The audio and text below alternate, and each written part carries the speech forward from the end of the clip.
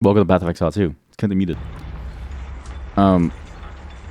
I am addicted. I'm addicted. This game is actually really good. It's fun. Again, let's talk about the reviews. Let's talk about things going on with this game. Let's talk about the reception to this game. Once the game stops lagging. Good.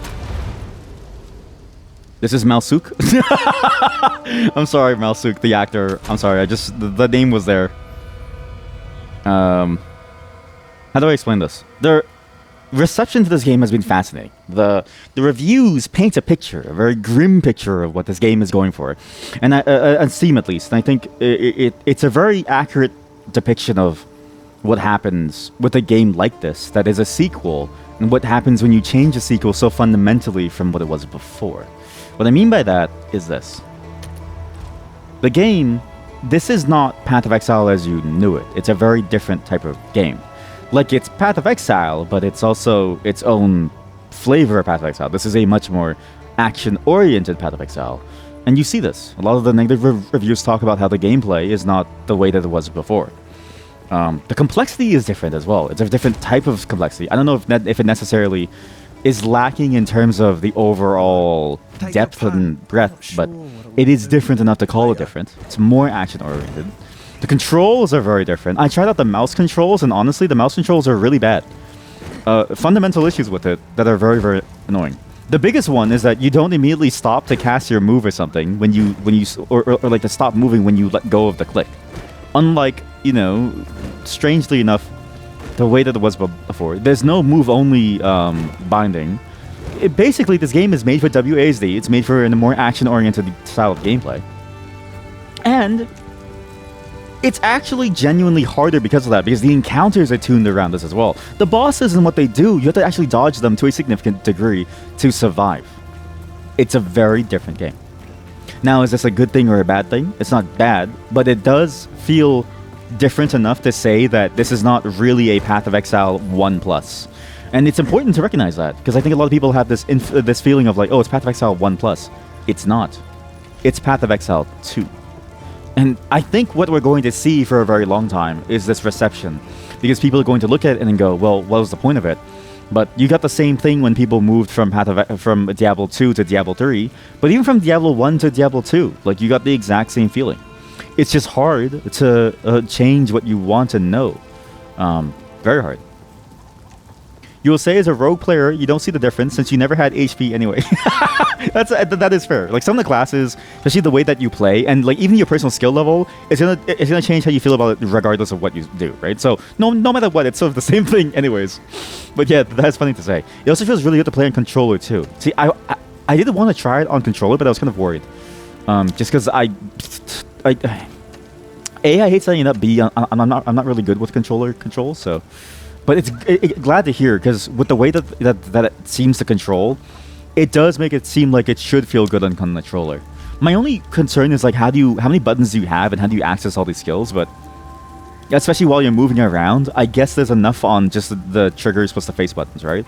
4 face, but then you have like 2 triggers, so you have 2 extra slots. I don't know how that would work, but if maybe the left triggers actually. But if it is good, then fantastic, right? Then I think they've actually done very well, and I think they've actually nailed what this game should be, which is an evolution and their take on a much more hardcore, but also not the same experience. And it really lines up well with why they're deciding to keep both games alive. How do I? What's the guild button? Does anybody know the guild button? Here we go. Who wants to join the guild? Wait, how do I remove censor?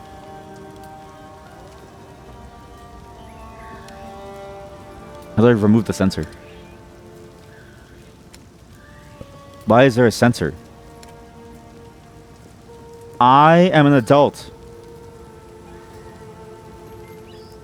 Where's the sensor? J. Notification. What?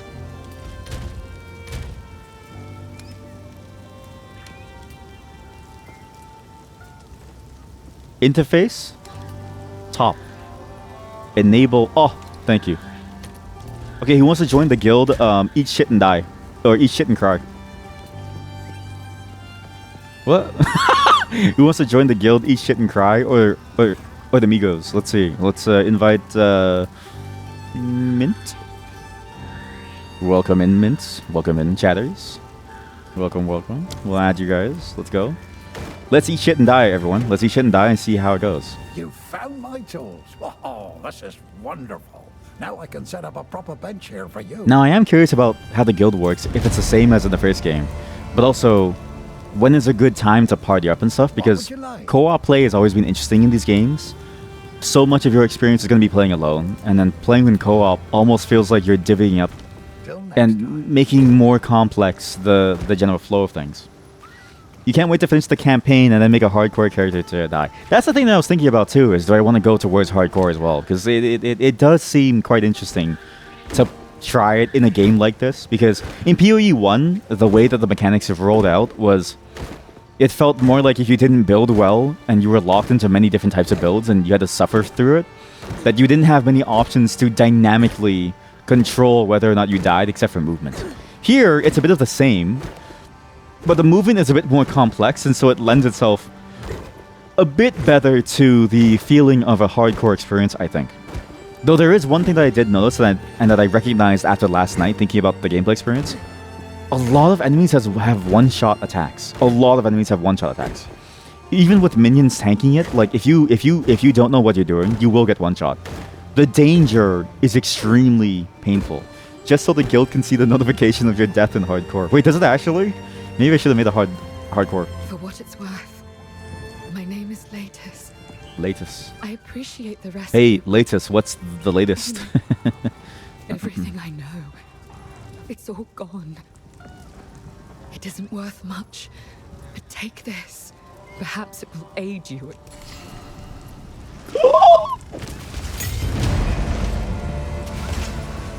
Yo.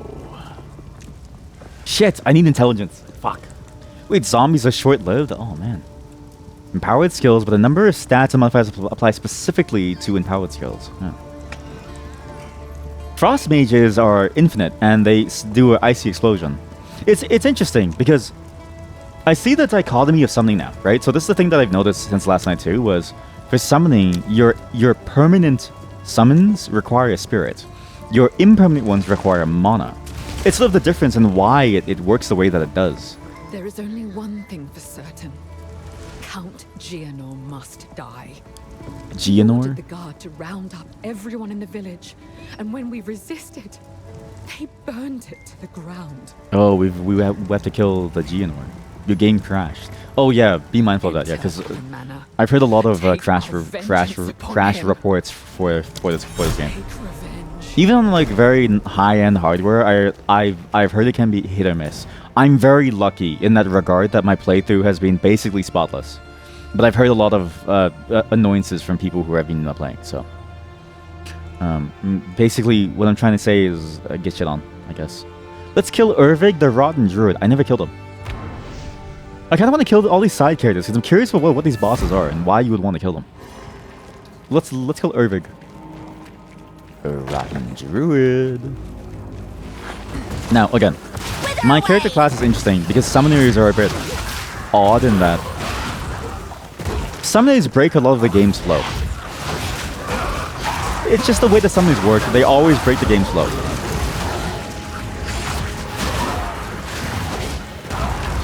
And the reason why they break the game's flow and balance is because, as a summoner, you can't really die. Like, your summons tank so much of what happens to you that you're basically invulnerable for all intents and purposes.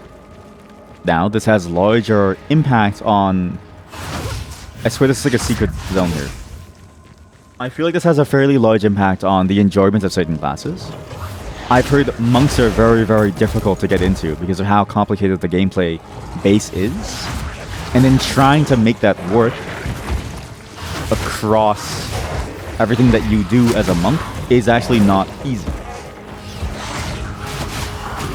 Whereas a summoner doesn't have to care about this. The summoner can just walk around and have minions basically do everything for you.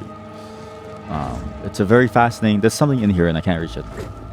It's a very fascinating balancing problem that they're going to have because the gameplay, in a way, will always benefit certain builds over others and will always benefit certain playstyles over others. Because with this defensive option, it helps to stay away. And range will always have an inherent advantage because of how far away and how safe you can be. It's always been like that for every ARPG ever since Diablo 1, right? It's just the reality of how it works. Hello, fellow gamers. How did you type that out? That's really good.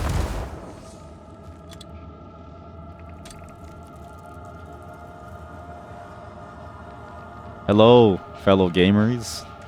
Can confirm Monk is very difficult, but it's really rewarding once you figure out the combo system and have a good builder. Yes, that's the thing. That's another thing that I realized too, is that a lot of these builds right now feel extremely lackluster in the things that you can do. The build, for instance, for Witch, even if I forego the summons, it feels like a very, very low-tempo mage, if that makes sense. There's not really much of a pace to it. But I don't know if that's because I, in general, am not huge into magic at all. Like, I chose Witch for the summons, but I recognize that maybe I'm a bad fit for this class because I don't enjoy necessarily the meandering of spellcasting, so to speak. But build choices seem interesting, the ways that they are available for certain classes, but not others. But it isn't all bad, and I will say it's still really, really fun to play with. But yeah, I can see the game. At least he died in a place he loved, or some such nonsense. I can see the game having to go through a fair amount of balance to get to a point where everything feels really, really solid in terms of the fun that everybody gets, right? Because it's just sort of hard to feel at the moment. Like, it feels like certain classes get more fun than others. And strangely enough, I think I would have really enjoyed the Ranger in this game in particular because of the new mechanics, the way that you can move around. And looking at the Ascendancy, I can sort of imagine that being probably a top tier class at some point. The Shinigami ZZ, that's kinda cringe, bro. To get a guild stash stab, you need to purchase one from the microtransaction shop. What? What? Weird. I'm joking. It's not cringe. It's fine. Sorry. That was mean of me. That was cruel.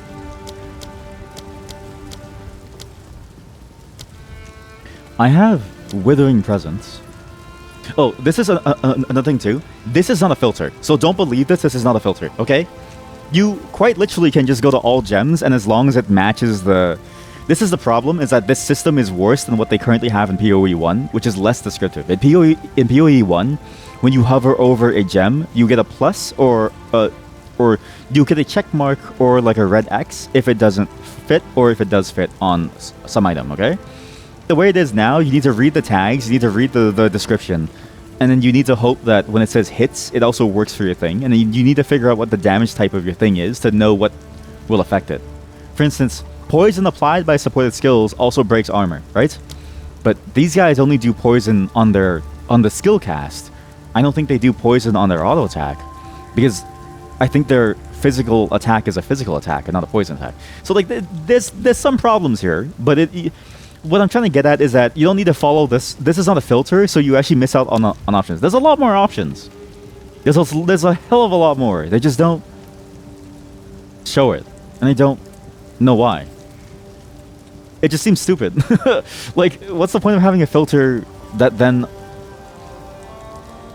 doesn't filter and instead just makes it harder to know anything? It's very strange. Genuinely very strange. And I don't know why they regressed from the Path of Exile 1 system. When I thought the Path of Exile 1 system, for understanding, though it was difficult to know from a per effect basis, it was easy enough to understand from a whole because the wording was usually consistent, and once you knew, and at least the check mark led you to know, oh yes, I guess this does work because they do physical damage. Now it's like I don't really know anything. You just have to hope for the best. There's flaws. There's a lot of flaws. But there is something interesting about this. Because of this, your support gems are very, very flexible. So you can do anything that you want for any of your support gems. And all you need to do is just pick the right one. So for instance, let's go Purus. We go Pierce, we engrave it with Pierce. We then do upgrade the gem to level 5. I need more intelligence for all of them. Okay, never mind. I'm dumb as rocks. It's cool. It's great. Cool stuff. Cool beans. Alright, cool, yeah. It's neat. It's neat.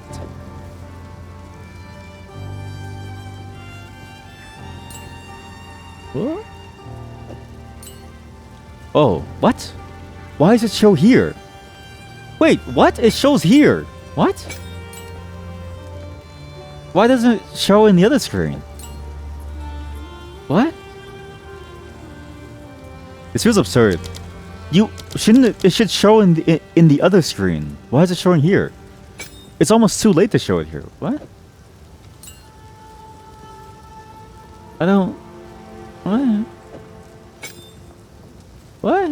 Why show it here and not in the other screen? Because showing it in the other screen is like nice. Do that here. What?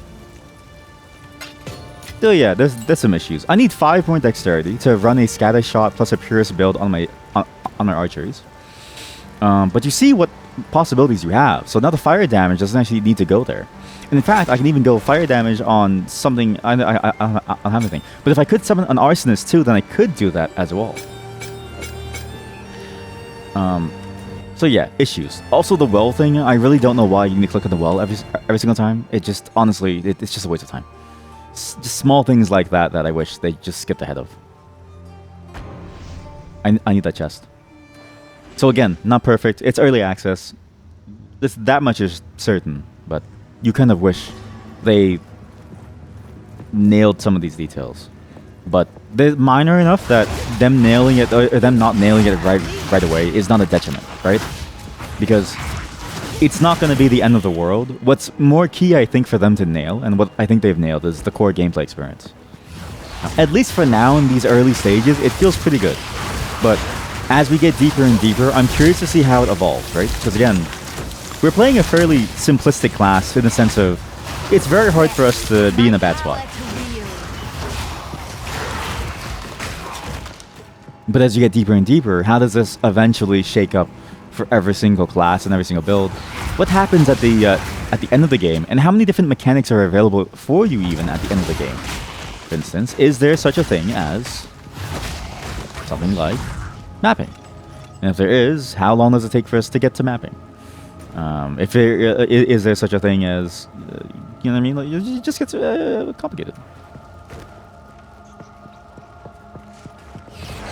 But I will say, I think my second character will probably be a more melee-oriented class. I enjoy the idea of the blocking mechanic a lot. So I do kind of want to try to build up that blocking mechanic to see how good it is. Mechanically, in terms of like pressing the buttons, it seems like it should be amazing. But, you know, practice and reality, theory and reality always sort of play out differently. And I'm, you know, hoping that so a build like that is possible, because it would be interesting to build almost like a shield master of some kind. And again, I'm totally down the party. I just don't know how the party experience works. So it may even be worth it for us all to wait until we get into the end game to party, because by then you can just do maps at the same time. Because the campaigns are always sort of a solo experience anyways. Campaigns are like, oh, learn the mechanics on your own, figure things out, figure out how your build is going to play out, if you enjoy the character, because you might even want to reroll, which, you know, the classic genre problems of spend X hours building X character, only to then reroll and take another X hours before you have to get back into it. It's annoying, but it's also a necessary part of experimentation, I think. But at least for now, I think they've done a very good job. It's fun. The issues are there, and the expectation difference is, I think, going to be a shock to people. It is a very different game. But if you're a rogue player, as my chat said, I guess it doesn't really matter. And honestly, like, because rogue really does seem like it's high damage but high skill cap, whereas Titan feels like it's probably more forgiving. It's same with the minion summoner, because you're just so tanky. Because again, as a rogue, you don't really have much of a choice. If you mess up, then you die. Oh, show me your I wanted to find the treasure and not fight her. The embattled trove. Power, dear sister. I will say I am glad that it shows the map items, so we know for sure what the items are and where they are. My love, I call to you. I need more time. Now, you are mine. Forever.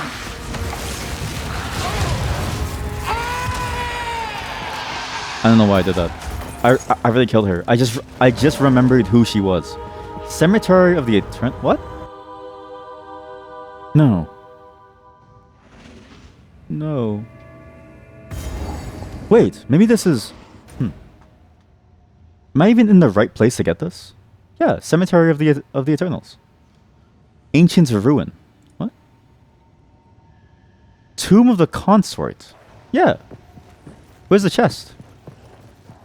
Where's the embattled trove? The leveling seems kind of slow. Yes, so that's that's a very good point that you brought up. Yeah. That was another point that I want to mention.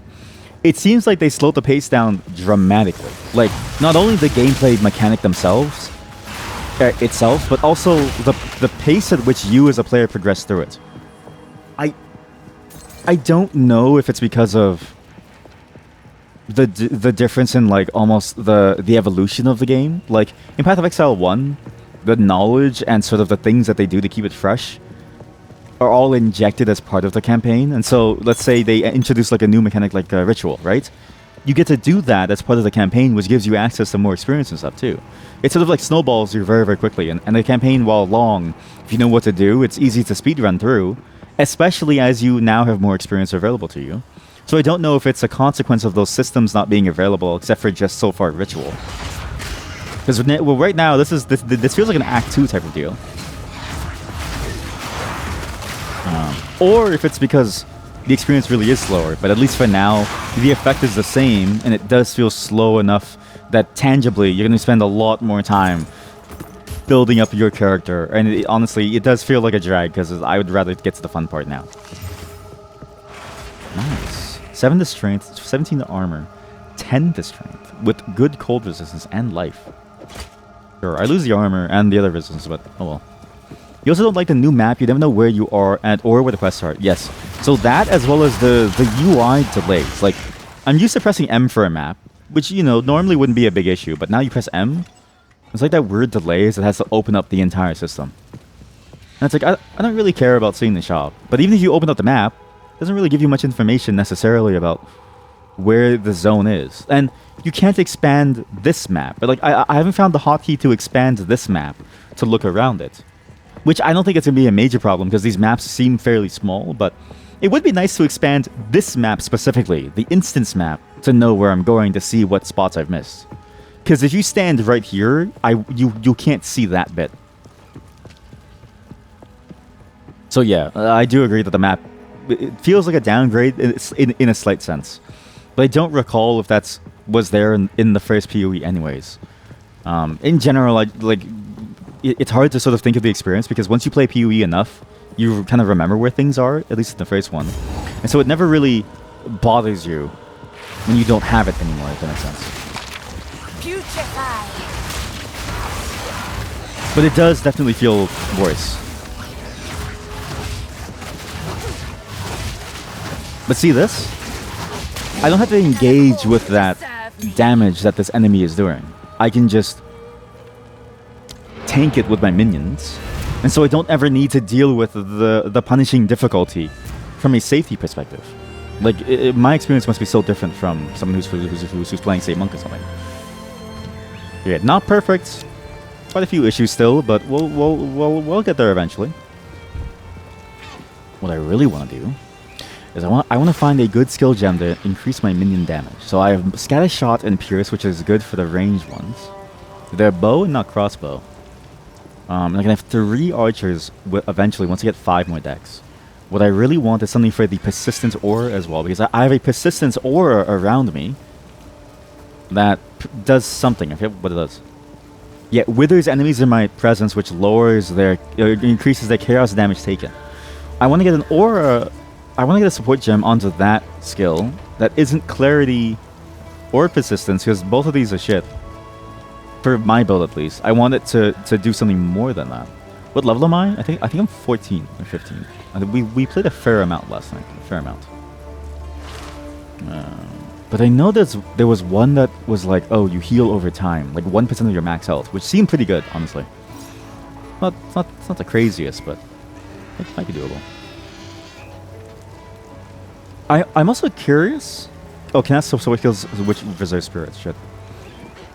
I wonder if there's a because I'm curious if there's a support gem that also reduces the amount of spirit taken by a skill. Because then maybe you can actually get more summons at some cost.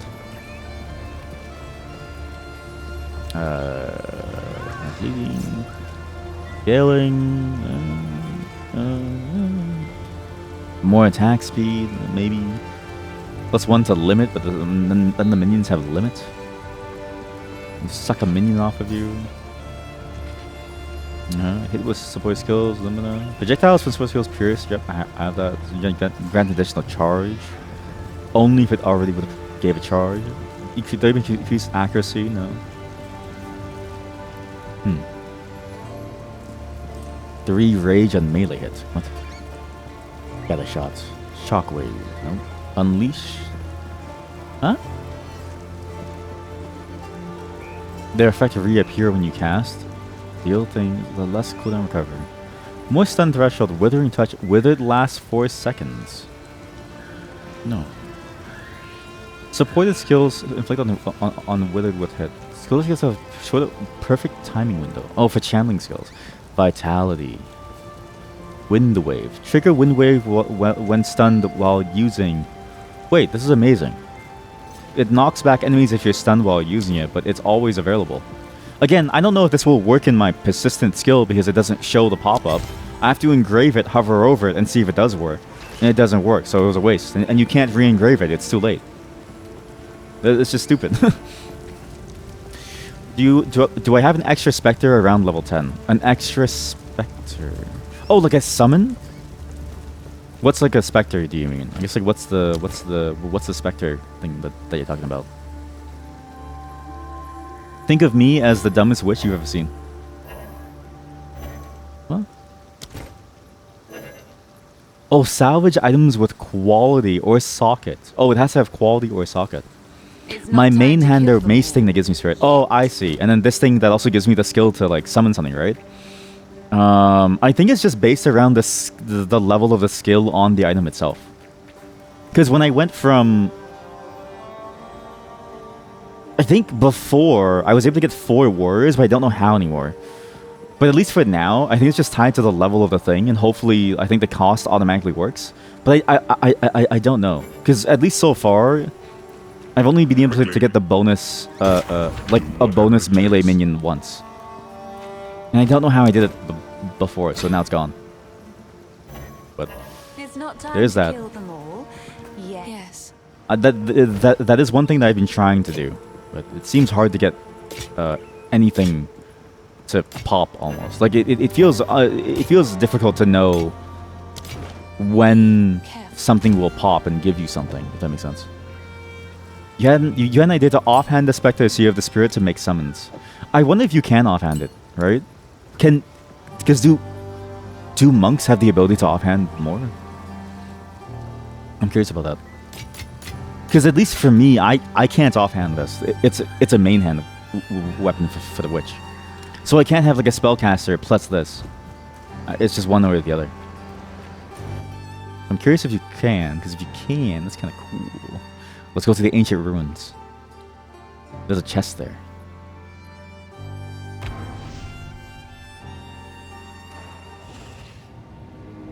Asking about refill when you kill enemies. Yeah, well, offhand is the right one. You're gonna have it in your swapped weapon slot. Oh, which lets you use its abilities. Wait, does the monk get to use the offhand abilities?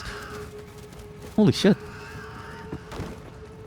You had a fire staff equipped and you were able to use fireball. Holy shit, wait, monk is cracked.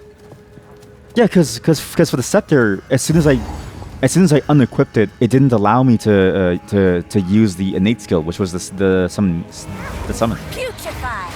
That's interesting. As long as you meet the requirements of it, you can use this native skill. Yeah, but like here, so if I do this on secondary and I switch to my secondary, right? Top left, they just disappear. Like all the minions just go, and I can't use it anymore. It doesn't even let me allocate the reservation for them. Maybe it's like a monk innate. Because even with a secondary, say, wand, I can't even use that second skill. Like, I can't use a staff that has a fireball skill on it, on my secondary, unless I have it active. Or do you mean, like... Do you mean you have the skill only when it's out? Maybe we're talking about the same thing, but using different words. Because for me, I can only get it if the item is out and active. Maybe monk innate then. Dude, wait, that's actually sick. Maybe the best summoning class is a monk, and the witch is just here to do nothing. Because yeah, that was my complaint. But it makes sense, because the monk, when it was shown, and even the skill, right? You have a palm skill that does an unarmed attack, so it would necessitate almost unequipping your weapon. Whereas with the witch, it doesn't seem like the secondary weapon slot matters. And so the weapon set passive points don't really come into play with witch builds, except for maybe spellcaster builds, when you want to switch between different forms maybe, like say demon form with the fire demon, or even like a blood mage thing, right? To recover versus to push. Sarcophagus. That was the treasure. That was the treasure. They gave me a ring. That was that's it. Shit. For you, you can use a second weapon slot while using your primary weapon. Wow. Wait, that's amazing.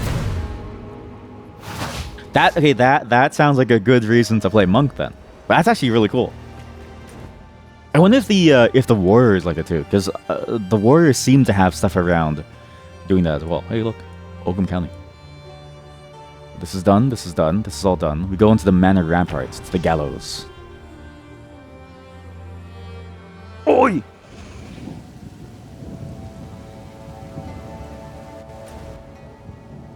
The gallows. Brutal orders. Oh man.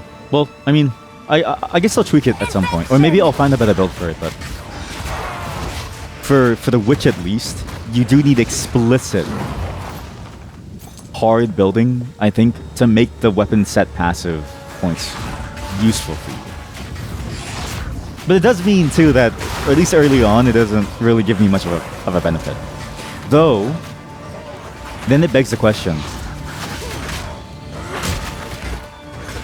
Have any of you been able to use the weapon set passive points? Because I can't spend these, and I don't know why. It doesn't let me spend the weapon set passive points. So I don't know what to do. And I might even be misunderstanding it fundamentally. But the way that it works doesn't really work. Allow a single skill point to be allocated instead to two different passive skills. You get a benefit depending on which thing. Weapon set skills cannot allocate. You can allocate towards a shapeshift weapon set if you have it.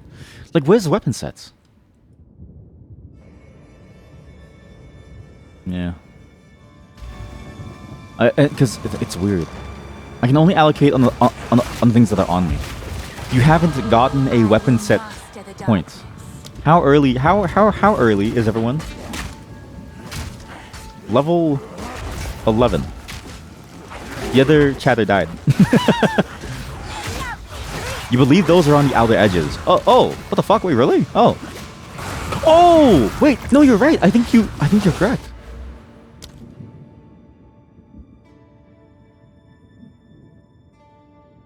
These ones? Wait, but that's interesting then. Because they're technically connected by a node. Eh?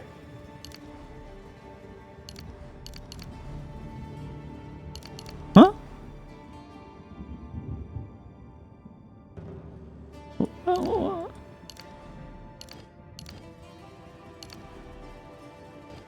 Oh, what? I can... Oh, okay. I can select it, but I can't use it. And then these ones are connected. That's weird. Yeah, these look like weapons. I think the weapon ones are probably just Because the way that it's described here is you just have an alternate passive points allocation from a base, but it's not really like meant to be used in a different tree. But again, it's just a hard part of like, what does that mean eventually? Anyways, I do need dexterity. 5 more dexterity to get my shit, so let's just do minions for now. I'm already like, I'm too deep into minions to really change it. We'll do some of this, eh? We'll do this. We'll do here. Yeah. We'll do here. I want the necklace thing, because I'm very curious about what the necklace thing could lead into. But I really want the stats from these guys, and I need dexterity now. And I can now go back and build this up.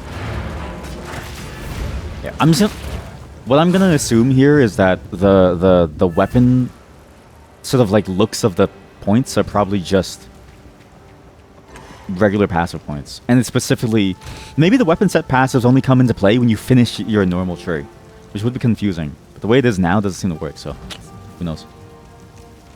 I need intelligence for level 5. Well, I'm too stupid for this. You're too stupid for this. Here we go. Scatter shot. Here we go. We do scatter shot. Into the fire infusion, we do pierce and scatter shot. So now we have a shit ton of AoE. Let's see this works. How can I be? I can already tell this is going to be very annoying. Probably The salvage bench only gets rid of items with quality, and you want to do that to get the quality stuff every single time. But to do so, you need to walk over to the bench to do it, which is like very far away from the other part. It just seems like a lot of back and forth with no real benefit, actually.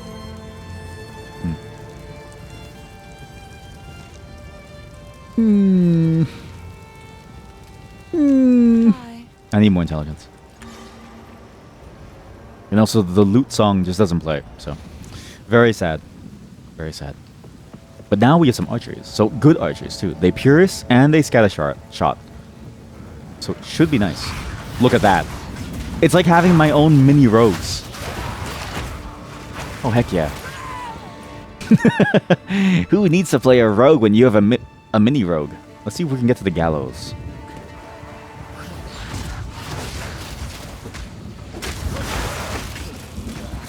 Okay, these mercenaries are decrepit and strong.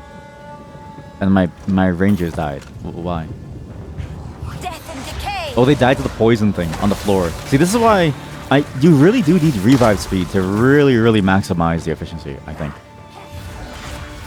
Because so much of your survivability is based on your melee minions. And so much of your damage as a minion is really based on your revivable minions. Because presumably during boss fights, you won't have corpses. Like, in a way, they've made zombie the worst summoning skill, when it used to be amazing. Simply because of how it works now. With the need to have a minion, but the inability to get a minion. This guy's name is Foul Sucker. I like that attack actually. It's like a spear thing. It's a blood spear move. Very interesting. Man, I am sad that a lot of people didn't enjoy the ARPG aspect of this game. I genuinely think it's one of the best ones. Or like the best thing that they could have done for this game, to breathe life into the flow of it. Obviously, it's not perfect, and it is different from what they had before. But the way that it is, it's actually very nice because, again, when the enemies are designed around it, it even makes these small encounters meaningful, and it feels like you have options, like very meaningful options to play around with it. Nice. Next character, we have to go for like a shield build. I just really want to see how it plays out. That must feel really good to play with.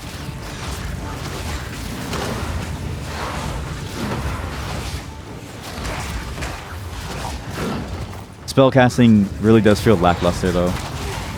Though I only have about 2 spells, but it does feel strange. You think it's okay? Yeah, see, like I think it's fine. I think it's actually like a good direction to take. Because honestly, I don't really want to play Path of Exile 1 again, right?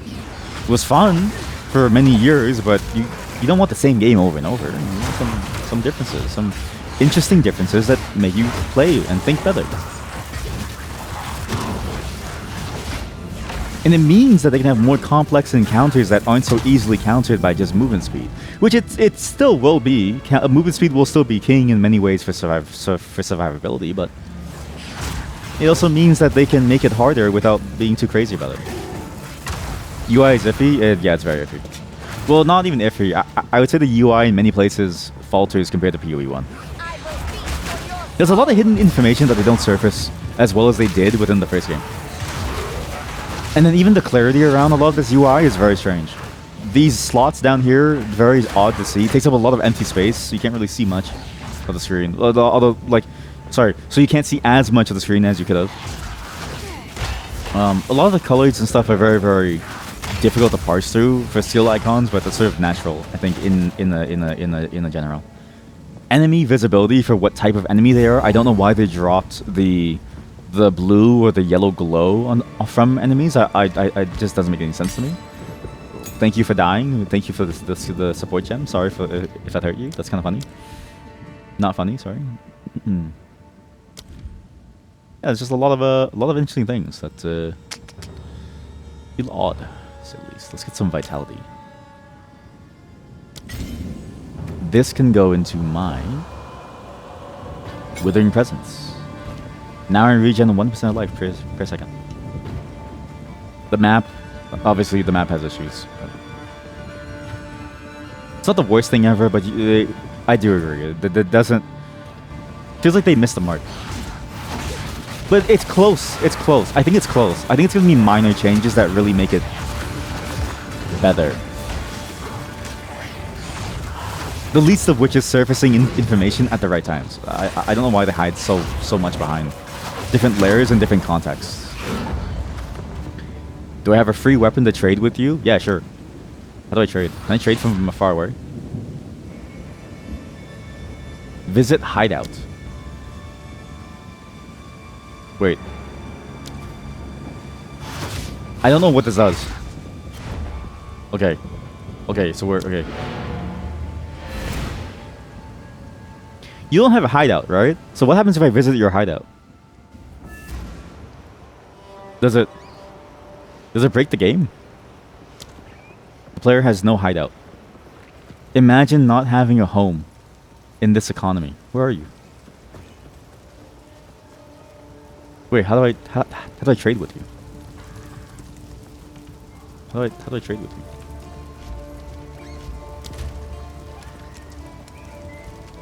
Actually, where are you? Inspect the deck. What? It says you're in town, but it says you're not in town. Huh? You have to be next to the person. Oh shit. How do you find them? Oh shit. We should be in the same instance. You're gonna try to leave town and then come back. Okay. Oh, you know what? Maybe you're right about the leaving and the come back. Because I'm the host. Normally in the hideout. Yeah, it's normally in the hideout, but we don't have one. Oh wait, I see you. Yeah. Okay, I see you. Okay, so your name is Green. Okay, cool. Oh yeah, trade. All right. I have a wand. Do you want a wand? Holy shit, that's a great wand. It even gives you plus to level cold spells. Wait, but you don't get the skill on the item. Because it gives me mana drain. Do you still get the skill mana drain on it? What's your skill on it? Mine is mana drain. Oh wait, you're not level 14. Wait. I have a shitty I have a lower level weapon for you. What level are you? What's your level, Chad? You're level 11. It is good to see you. I got you. You know what? You want a scepter? Here's your scepter. Oh, holy shit, this is a great scepter. Wait. Spoke to me as well. I want the scepter from myself, maybe.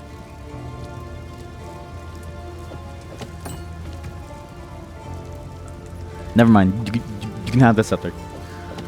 Shit. you can have the scepter. It's fine. It's okay. Meat shield. Last gasp. Sure. Where are you?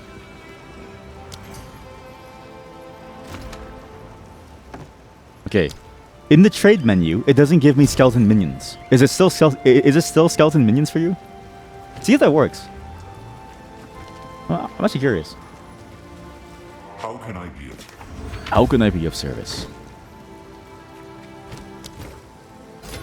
It's not time to kill them all. It's level 4 skeleton warrior minion. Damn, so it does stay. See, even small weird UI things like that, I don't know why they hide the information. Because wouldn't you want to show that in the trade menu? Although if there's no variation, then maybe it doesn't matter. But for legacy items, right? Especially if they change it over patches. Good old Path of Exile. It's always something crazy. Oh, I need so much intelligence. My character's stupid. I spent too many points on some minion stuff. Damn it. This always happens to me. I also need to upgrade this to a rare item. With a regal orb, which I don't have. Oh, I do? Wait, no, that's the orb of alchemy. I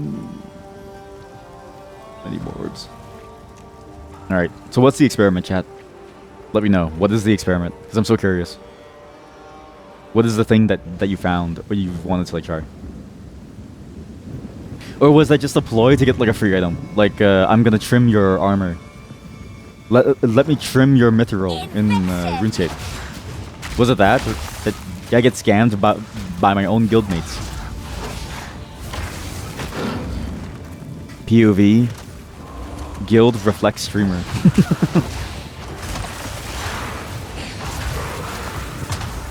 I mean, to some degree, I do probably think chat does reflect streamer to some degree. But I'm married and none of you are, so maybe I failed you all. No, I'm not really sure.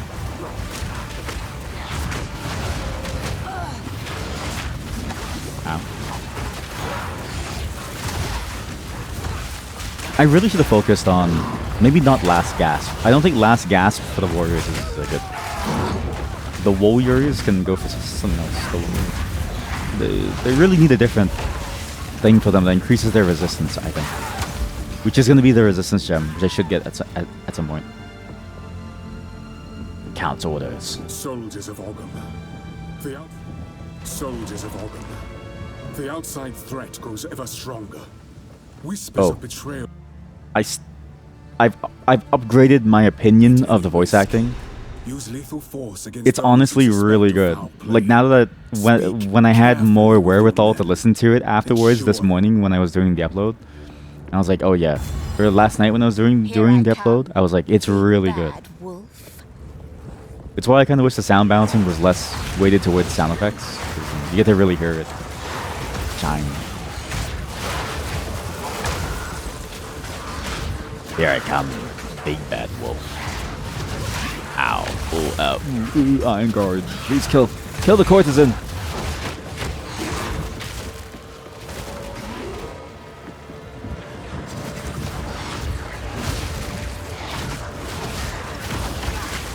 Oh, jeez. Has your damage been able to keep up so far? It really feels like my damage has not been able to keep up as well as I would have hoped. Like, I can't... It feels like the scaling of even your ability to clear rooms is slower. Which isn't worse. Which isn't bad, but... Set builds which grant minion skills need to be constantly out for the minions to work. If an item is like a staff, which lets you use the ability, you can use that, the primary one now. While the staff... Oh, so the spell items actually can be used on... Oh!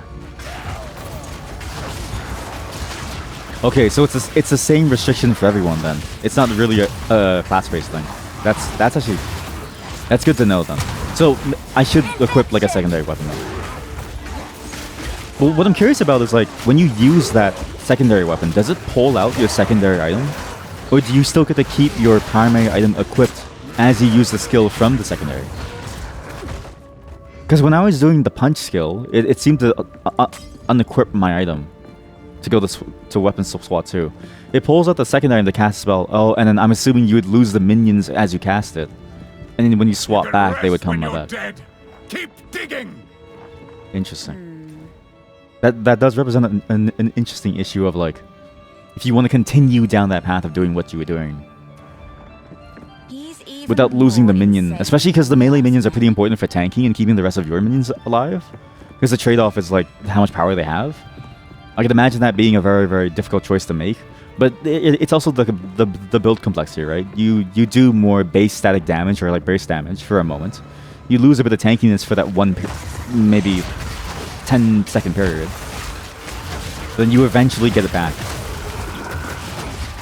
It's really slow for you right now, but you just started. That's the thing, right?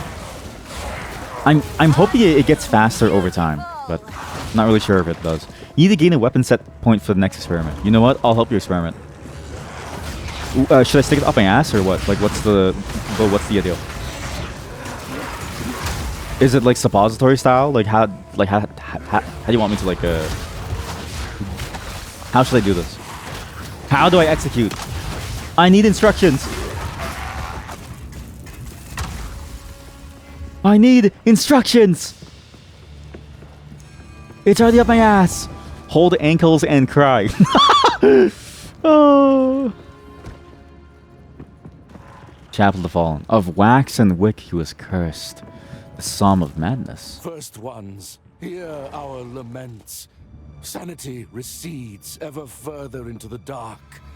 Shadows hover above us, in the corners, watching and waiting. You gonna eat some dinner? No What way, chat. sickness has come among us that so unsettles our minds?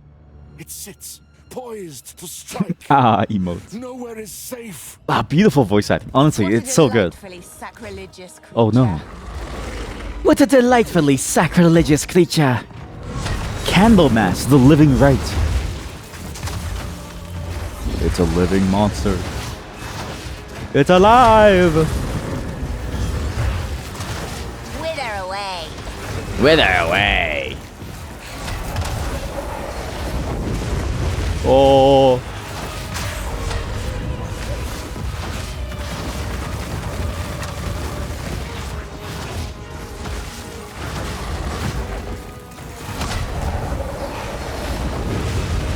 Ow, ow, ow, ow. I need to walk close or walk further away when it does that move, because I'm just tanking the entire hit. But see, for bosses, the minions don't really matter. The boss almost never aggroes the minions, and the minions are just there as a DPS thing. But when clearing rooms, the minions really matter. It's a pretty interesting way of doing it because it means that boss fights rely on your mechanical skill. Whereas the clearing the room thing gets a lot easier.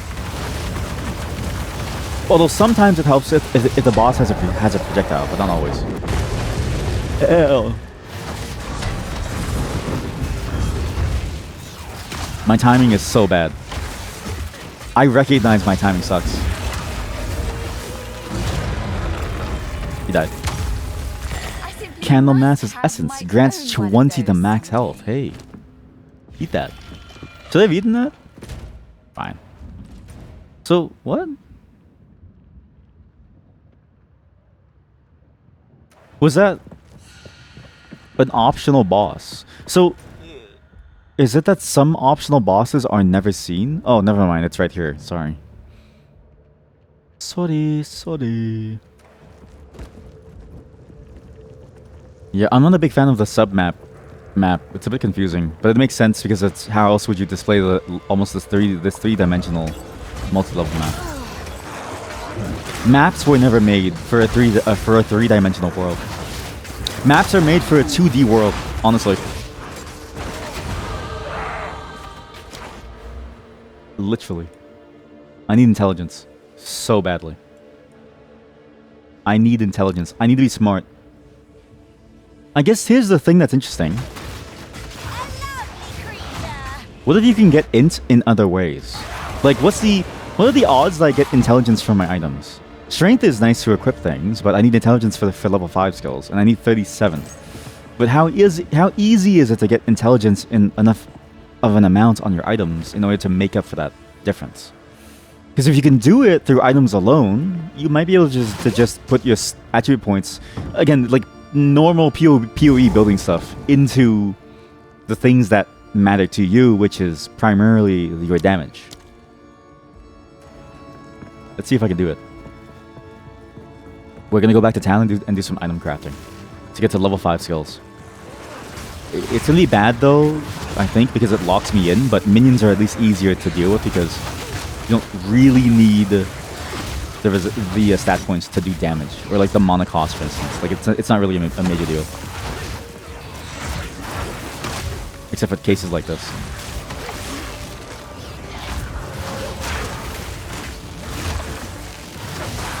Oh god.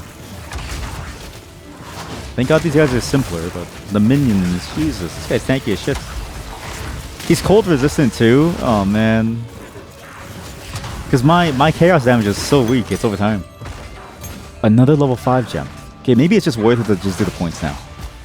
We'll do intelligence points now. We can always refund it later to go into something else, but I need it now. Forge them all. Here we go. I can see if the weapon set thing works. Okay, cool. Please. Okay, let's try this. So if I do weapon set 1.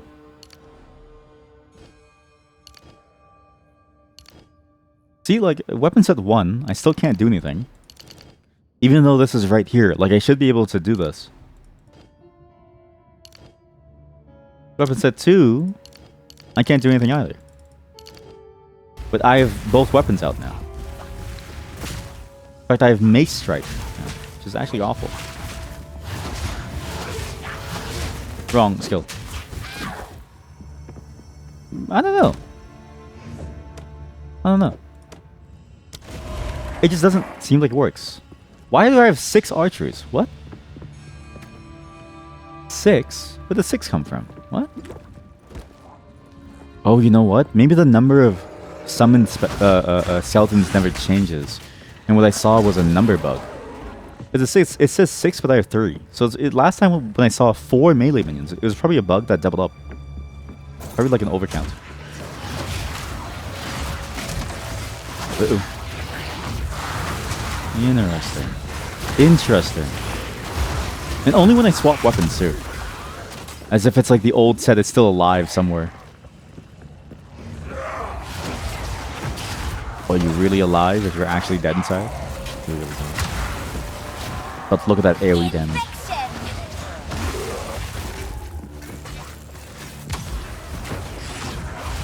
I really need to upgrade these minions. Okay, maybe don't do punch.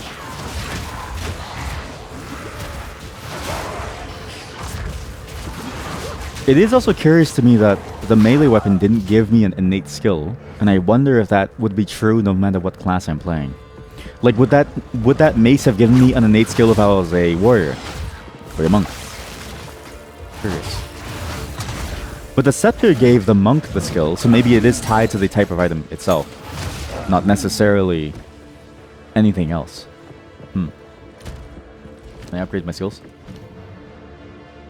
I need 4 more intelligence, 1 more level, and I can get it. 1 more passive point. The time is nigh. Our triumph is at hand. I need to go take a shit before this boss fight. This boss is gonna take a dumpy on my chest. I know this is a weird timing. I'll be right back. It's really fast. Coming back, Chad, you won't believe me. The coffee's on the floor again. No, I'll be honest. I forgot to change the message, but it was a shit. When I say I'm taking a poop, I take a poop. That was a good poop. I was just thinking about this on the toilet actually, because I was inspecting the shit to make sure it's fine and stuff like that. Because you gotta look at your own poop to make sure that you had a good poop. How come the skills don't really tell you damage in certain cases? Like, minion skills don't tell you how much damage they do, and shield, for instance, also doesn't really tell you the mechanics of it besides the fact that it blocks. Like, you do gain a block, so you get to do this, but other skills like Contagion give you a lot of information. But say, Skeleton Snipers, I'm like, I don't know what this does. What are their stats? What do they do? And how do they work? Like, you have gas arrow and stuff, but beyond that, what do they do? It's odd. All this to say that it's fascinating that this game is so light in information when you think it could do with a lot more, I think. Yes, I forgot that I had the skill, so now we get to use it and just pop people. I need more time. I need more time! Yeah, I am a little bit confused with the ways that they've decided to surface information or hide it. Feels very nonsensical in many different ways. It's odd.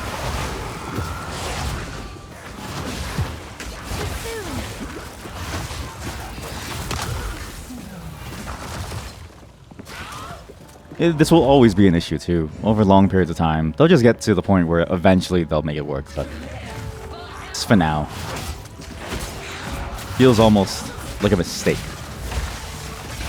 What's funny is I wonder if this affects other types of builds, because it seems like all the active skills have numbers. So maybe, to be fair, minions in general feel very half-baked necessarily in terms of the way that they work in the balance and stuff. But I wonder if minions in general were tackled last, because I do know, at least philosophically, it seems like the gameplay of minions, they want to move away from that classic have a posse, and the posse beats the shit out of people for you. It seems like they're going more towards a more active playstyle, which I don't mind. Active in the right way is interesting, right?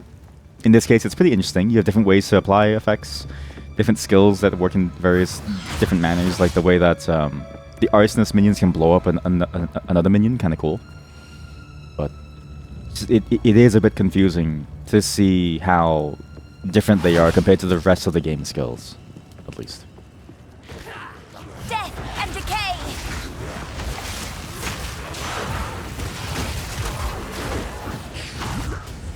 But again, to be fair, minion stuff is always difficult because they're so strong that you almost have to balance them by making them shittier in its own way.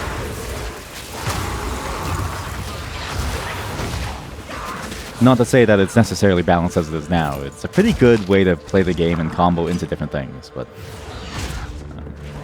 one can imagine. That's sort of the discussion that arose. Because this combo of Ice Bomb, Freeze Bomb, plus Contagion, plus Erectile Dysfunction, pretty good. Pretty strong. Into the poison arrow. Into the poison, the gas arrow. Gas. Gas. Gas. Ow. I'm also realizing that because the enemy rushes at you, I feel like the other classes, like the other range classes, must have so much trouble keeping distance to be able to even use their skills as a whole. Because at least for this class, right, you have a wall of melee minions that can keep you alive for free. But say you play as, you know, a ranger, how do you get to the point where you can cast your skills safely due to how long that some of these skills take to like channel with the cast time without dying? That's a very interesting thing to think about, actually.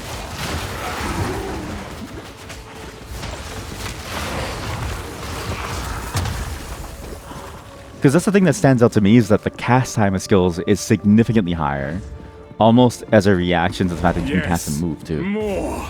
Don't stop! Yes! More! Yes! The beast More! hungers. Yes! More! Yes! Oh! Oh! Oh my god.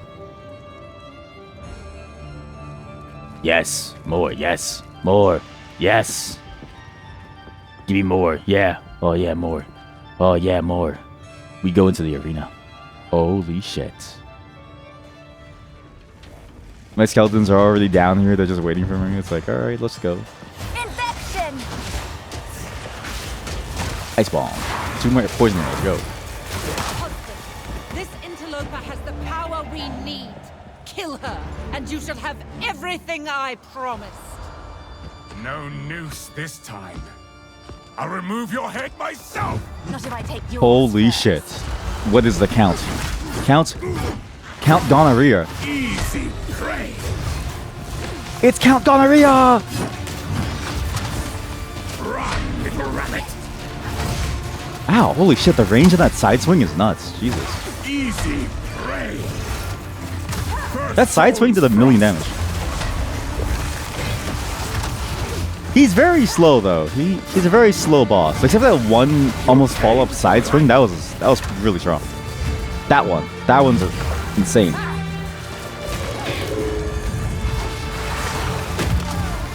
I did not escape from that fast enough.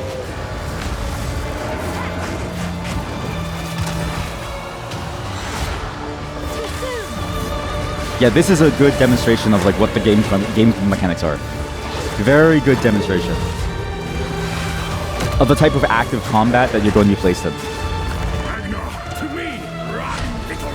Still kind of fairly easy to dodge, except for the media skill, but for the most part, very complex.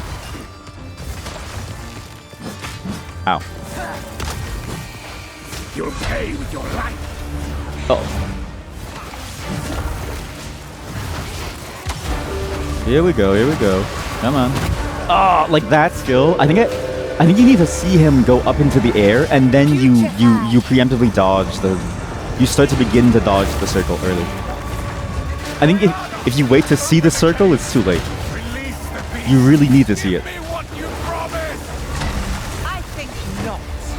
I expected so much more from you. Jesus, she's so high standard. Come on. He's trying to help you kill me. You manipulative whore! Damn. How dare you abandon me after all I've given you! You manipulative whore.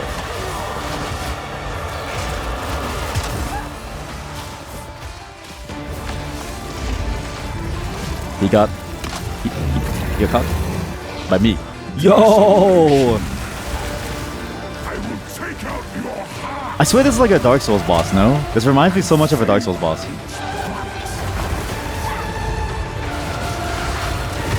Okay, that medium move is... I saw it early, but I think I dodged too... I started dodging too late.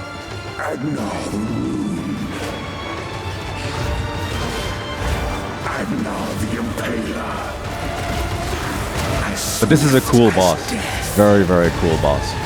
And imbued by the moon. Cursed. Yeah, you cannot dodge early. You have to use your dodge at really at the right time. And you can't stand still. You have to keep on going.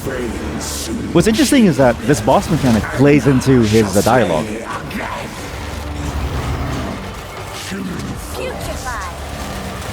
You need to listen to his dialogue to know when to dodge, which is neat. Holy shit, it's Starfury. I smell your blood. And I am Uh-oh. ravenous. Good, I'm good.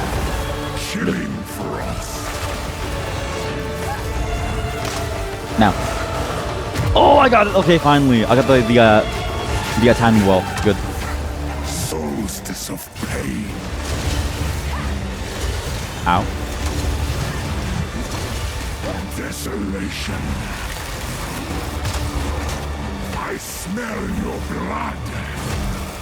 Okay, I thought he was gonna do the media slam. Ravenous. I misread that.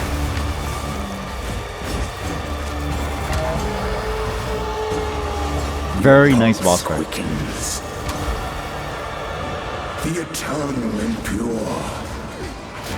With bloodlust empowered. Dodge now. There we go. It's based on his lines. Very interesting. But soon all were devoured.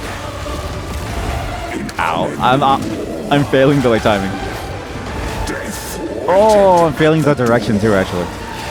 Then hour by hour, men fell as summer soured.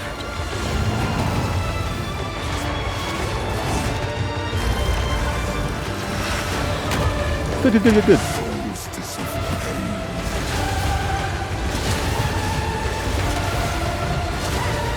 Desolation. I will take out your heart.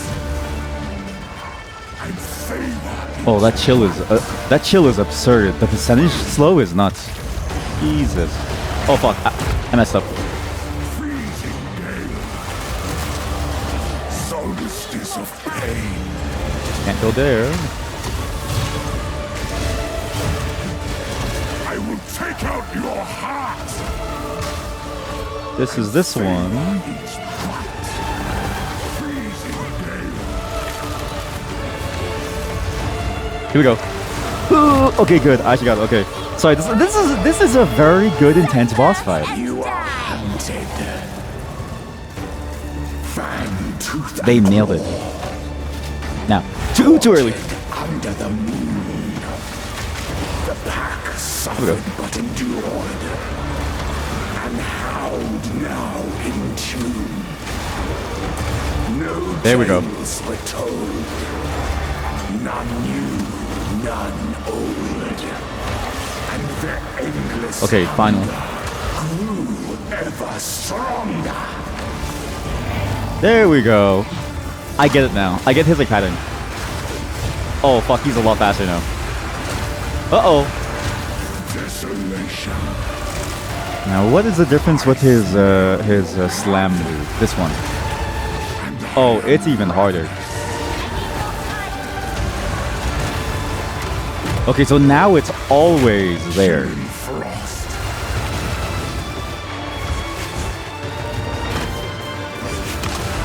I smell your blood. Wait, chat. Who is Leonor? Which one of you is a Leonor? And how did they get invited?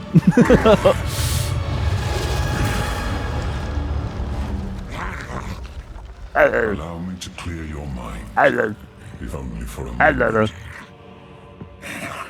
Who is Leonor? Madness. It consumed my being. And how did they get inside the party, guys? Oriana used it against me. Where has she taken the beast? I found messages Huh? from the desert. Huh? Huh? From the Vastiri. Yes. Find her. Kill her. But first, please, stop the madness. As you wish. Damn. We must make haste. Let us return to Clearfell to make our preparations. Wow, you smacked the shit out of him. That's crazy. What's interesting is what? I can't leave the party because I'm not in the party. I don't know who this Leonor person is, but they somehow joined the party. A lot of things are going on. One, that was an amazing boss fight. That was a really cool boss fight. And I think that boss fight is probably the best one, and I'm surprised they didn't start out that strong, but all the boss fights felt like a build-up to that one in terms of intensity. That one was a very, very active boss fight. Like, I couldn't talk because so much of it was spent on analyzing the fight and analyzing the patterns in order to make the correct movements in order to dodge all the damage. That was very good. However, that's also indicative of the game that you're playing now. It really isn't a ARPG Souls-like game. Like, it really is an ARPG. The emphasis on action. You really need to be careful not to mess up your movement in any way. You need to be able to move correctly in order to survive. It's a very, very interesting way of taking these boss fights. Those mechanics were interesting too because during the snowstorm, the pace of the reading determined when he would eventually jump at us, inside the wolf form, and the ways that they got progressively more and more difficult was fascinating because it really, really felt like over time you had to get better and better and better. You know, the classic boss phase stuff, right? It's a good demonstration of what they're going for with this game to immediately ramp it up. I remember in Path of Exile 1, like the first couple bosses weren't this complex. Like even the first boss of Path of Exile 2 with the various different moves that he did was way more complicated than the dude on the beach in Path of Exile 1. To the point where that character would basically always be relegated to being more of a whatchamacallit, a farm for the two-handed katana, right? This, solid, absolutely solid stuff. That's the kind of gameplay that they're going for. And I'm actually, again, this is why I really enjoy it. That was good. It felt even, and what's crazy is Lost Ark, I think, is kind of similar in the sense of how far it kind of goes in terms of the complexity. But not to the degree of pacing, I don't think. Because the way that game is paced is very differently. The pacing here is much tighter and closer to No Rest for the Wicked, as I said. Right? It's past Lost Ark, closer to No Rest for the Wicked. It's very solid pacing. It's nice. And it blows Diablo 4 out of the water. Diablo 4's combat in the counters, while very interesting and like fun on the casual level, it doesn't have that same level of intensity. It's missing that. Now, how the hell what is wrong with the party? Probably shouldn't do that here. And how did that person join the party and now the party doesn't exist? But there was another person who joined the party that I don't know their name. And I don't know what's happening. It's like a phantom party at the moment. How is that possible? What? The clan leaders are all dead, but we'll be just fine. You came back to you attempting to be kicked. Yeah, okay. Were you... Yeah, are you in a phantom party? Also, are you... Do you know anyone named Leonor? Wait, chat. Are you Leonor? The other chatters? Are you Leonor? Because some random person joined our party somehow. And I don't know how. I don't know how they joined the party. Because I didn't invite them. I didn't even invite the other chatters. Yeah, you like to wear ties. Yeah, exactly. You know what's funny is that you and what's her name? You and Henya would probably work out well. Is our party set to open? What the fuck do you mean open? Oh. No. Our party's private. It's not public. So how did they join actually? Huh. That's interesting. Huh. Huh. Who the hell was that then? I don't know. I wonder if there's almost like an exploit with parties.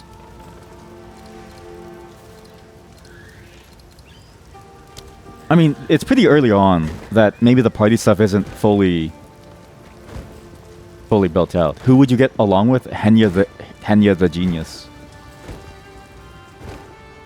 Henya, and then she calls her whole group like the hentais. It's Count Geonor is dead. Yeah, Count Gonorrhea is gone. Never thought Yeah. there'd come a day when such a statement brought Count Gonorrhea. Like, it's just this We one can letter finally off crazy start stuff. rebuilding our poor damaged organ. It's going to be a long Heh, and heh, heh, heh, heh, difficult heh. struggle, but it's not nearly Oh, the is there first something that I time shouldn't the Ezomites announce to have had chat? to rise from the Just like ashes. DM me if it's something important. Take a look.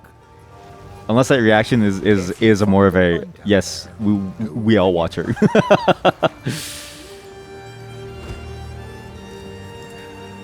You've done well, stranger. Yes. No, you are no stranger now. Uh-huh. You have become part I'm of your our daddy. song's story. That's right. And Yeah. I shall sing it proudly. The darkness that crept upon our good luck. Be Okay. careful. See you. I need to do some volume stuff here. This sound effect down more. Because the music and stuff, the voice volume, is there a way to lower the overall range? Where's the dynamic range? I guess you just manually mix it, but I really hate the trend of the Christopher Nolan mixing where everything is going towards a very high range of like 30 decibels. It's because it's like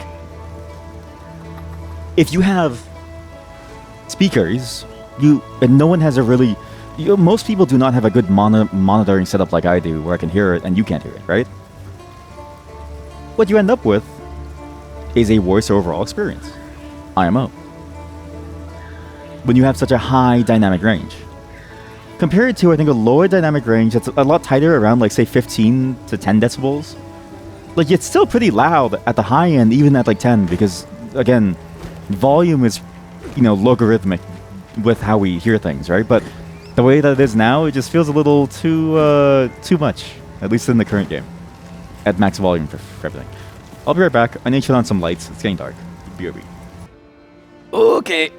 You're stuck in the forever load, but no, you were just laughing. Oh, a forever load, you say? We must pursue Oriana. The seed of corruption has begun to grow. A seed. There's still a chance that we can end this before it is too late. The fledgling beast is leaving corruption in its wake, so we have a trail to follow. When you are ready to part from this place, we can leave immediately. I do enjoy that this character is sort of the Deus Ex Machina character. Like, they are the character that gives you a lot of exposition to help explain things, and it's sort of the magical solution. So, it is done. The Count is dead. Where once there was a fire in my heart, there is now nothing but ash. Can you move on? For enacting my vengeance, You have some measure of thanks from me. Some? Now please, go. Do what you must. But leave me be. Man, the standards for helping people is so high now. People used to be happy that, you know, you would even remember their name at gatherings. Now it's all like, oh, you killed the guy that was bothering me? Well, gee, thanks. Like, geez. Can't do that here. I need more? I don't know. Like, can I have like a thank you? I don't know. I really don't use whatchamacallit? Log. I lose lightning for 10 cold. I think I'm done the cold section of the game, so I don't know if it really matters. But it would be nice to get my stats. Like, the key is it'd be nice to get stats. Particularly intelligence. Particularly intelligence. Let's see. Can I be smarter than a 5th grader? I need to... Hello. Can you play a song for me? Ah. A tale of the dangers of love. Play.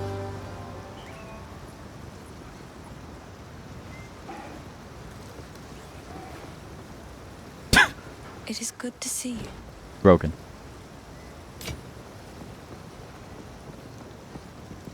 It is a little annoying that it's broken. Because the whole point of... Well, it's not the whole point of helping her, but... Would it be nice to hear some songs? Instead, all you get to do is just I like sit to there, hold on stare. to bits and pieces.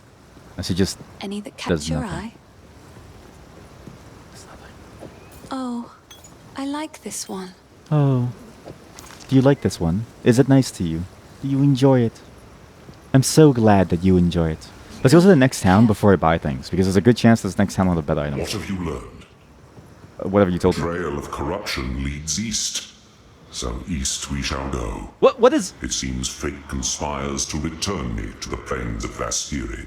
Every one of these games has a Go East The segment. Countess has escaped with the beast. Every attempt to control it has ended in cataclysm. We must pursue her to the plains of Vastiri. We should find a Marikath caravan. Only they Oh my God. can lead us through that harsh and unforgiving land.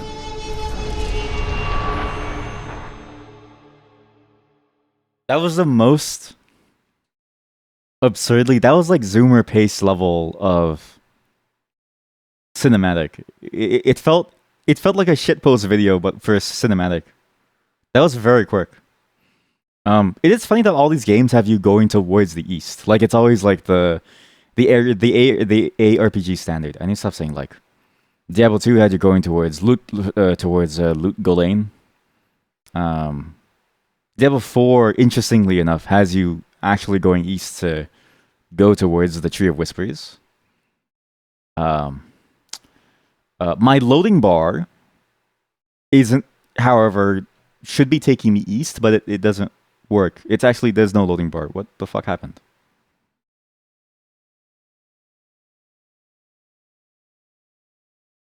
I can give you something in the meantime, chat. Do you guys want something in the meantime? Here, you want like game hates us. Yeah, game hates us. I'm gonna in the meantime, let's do like oh, good.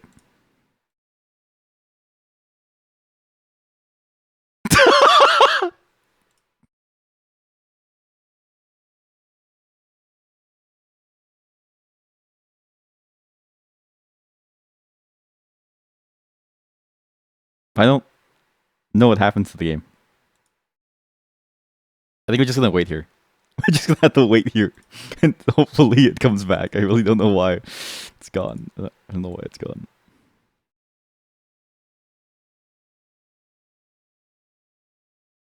What happened? What? I mean, let's just keep building out the scene, okay? Let's build out the scene. I have some more images. You guys want more funny photos?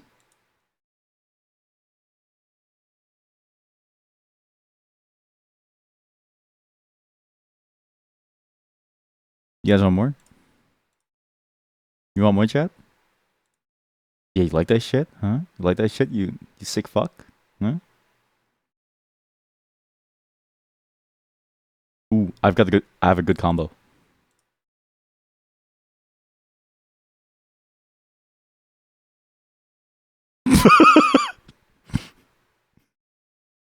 Okay, let's just restart the game. I don't know what happened. Oh, okay, listen, buddy. That's actually crazy that the sound came back as soon as I Alt F4'd. Are you kidding me?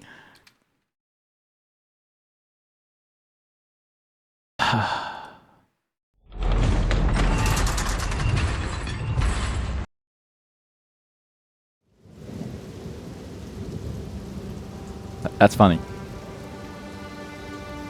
I mean, to be fair, again, it's like day 2. And these games are gonna break. It is interesting to me that like but the standard for many things is that it will break now. I tend to find that quality has given way to speed across all industries, not just games. I think games just happens to get the most highlight for it because it's so easy to point to old and new. With physical products, it's harder to because you need to have the same product across both times. But with games, in a weird way, you can actually see a difference between the two. Resistance penalty 10%. What? Well, my lady, we have arrived. The Bastille away. Good luck to you. But really, every product has this now. The problem of it will not be finished fully. What happened to in the cinematic? It showed you had like effectively a slave caravan. Why were you using slaves to push this along? Should I kill you? Can I kill you? It does make me feel bad. This outpost seems to be part of a trade route, so we should be able to find a Marraketh caravan. They are an honorable people, and I have no doubt they will assist us. Yes? Do you think so? Thank you. Thank you. What? No. Thank you. Fuck you. The weary traveler grows close to the end of the path. The bread bowl of the world, the verdant land of 7 waters, awaits! Be sure to have your toll ready at the gates. Cloth, gems, metalwares, and coin are all accepted. Why does every game do this? Every game does every game does Desert Zone, that accent. Every game does Asian Zone, that accent. Every game does Western Zone, that accent. I do enjoy that it's also the same system. Because it makes it very easy to know what you're getting into, but it's fascinating to think about in like a long-term perspective. Is she static? She's breathing, but she doesn't. Why is her mouth agape, wanting but air to trickle in through her teeth? Why, madam? Why is your mouth agape, waiting for oxygen to go through the gaps in your teeth? So, is this hot dogs? Strong-minded women aplenty. I approve. This dude is selling jars full of hot dogs. This is in about 3,000 years, this will be your average New York City hot dog stand, or Boston, whichever one has a better hot dog. I do like this place though. It's a very nice looking place. What happened to your skirt? Why is it so far back? But also, she must feel amazing. Like herself, she must feel like the wind is amazing. You know what I mean? Not that she feels amazing. Sorry, the wording was. I'm sorry. Oh shit, Hookah, Yoshisha, Zarkra. This is a pretty bad angle for you, actually, because I can't see your.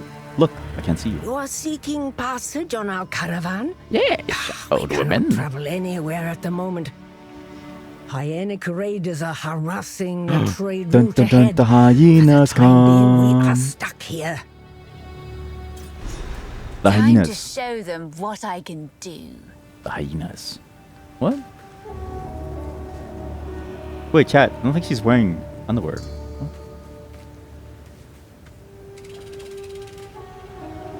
Hey, skeleton, get out the way, man. What the hell? What? I think the model is completely naked underneath because there's no underwear. Huh. Weird. Hello, character. Why are you smiling? You know what? Her smile reminds me of the trailers that I keep seeing for the movie Smile, which I heard was shit. So, it is what it is. What was that? Did you see that? Underwear. Oh.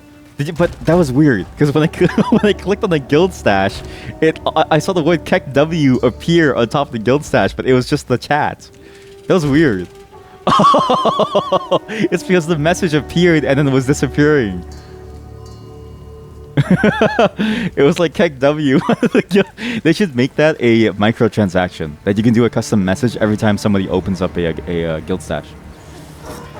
I'm so good at making money. Oh, if only I was evil. Don't help. Don't help. Stop. Don't help. No one help him.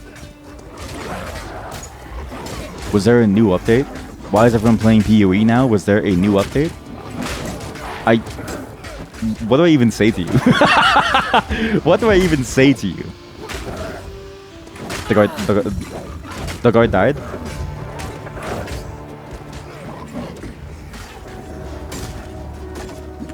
I want you to look very closely at the number after the word PoE. The guards are dead. And I want you to tell me what that number is. Because it's funny to me that you said that. God damn it. What? My spirit is what? Huh? Oh, right, because I didn't have this. Okay, so I still have 3 though. What? Huh? This is a bit buggy. The count is a bit buggy. I also need a... I don't know if split shot is good for these archeries. Better for the arsonists, for sure.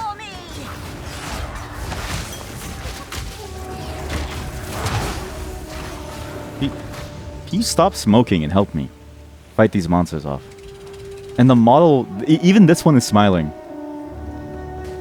I think a lot of the models here are very early days. They're still working on it. Very intense.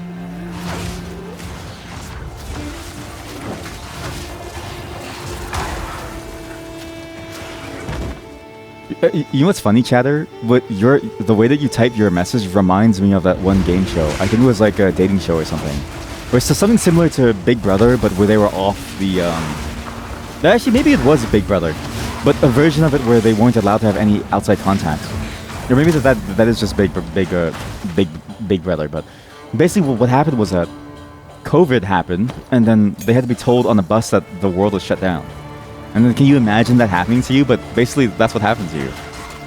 You just woke up from like a stupor, and you just say, "Why is everyone playing the PoE 2? Was there a new updates?" It's like, I mean, there was something, all right. There was something. It's like, where am I? What's going on? Holy shit! What the hell is going down? Oh man, it's not bad or anything. It's just funny.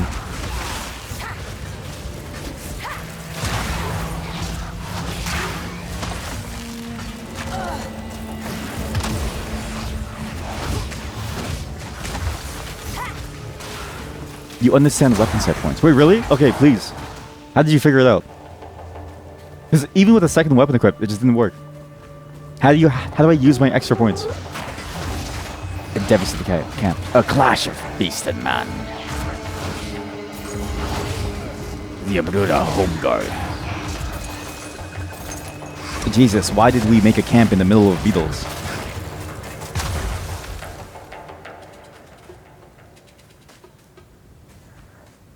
What? That's it? Oh. Oh, the guards died. Oh. Let's say you use a quarterstaff for primary and thing for secondary. Yeah.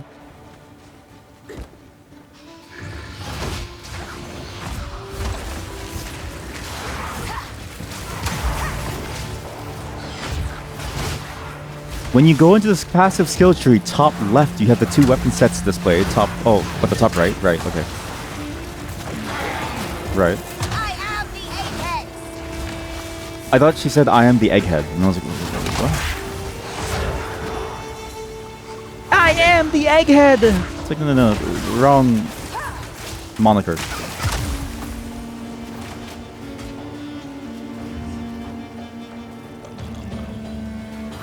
But then how do you spend them?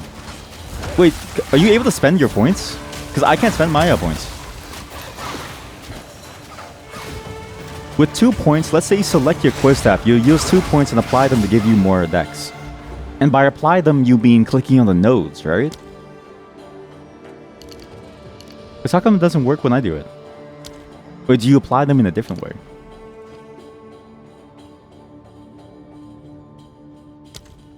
Like, this should be connected. I'm just not allowed to do it. Yeah, but for secondary, you don't want to build dex, you want to build int instead, right?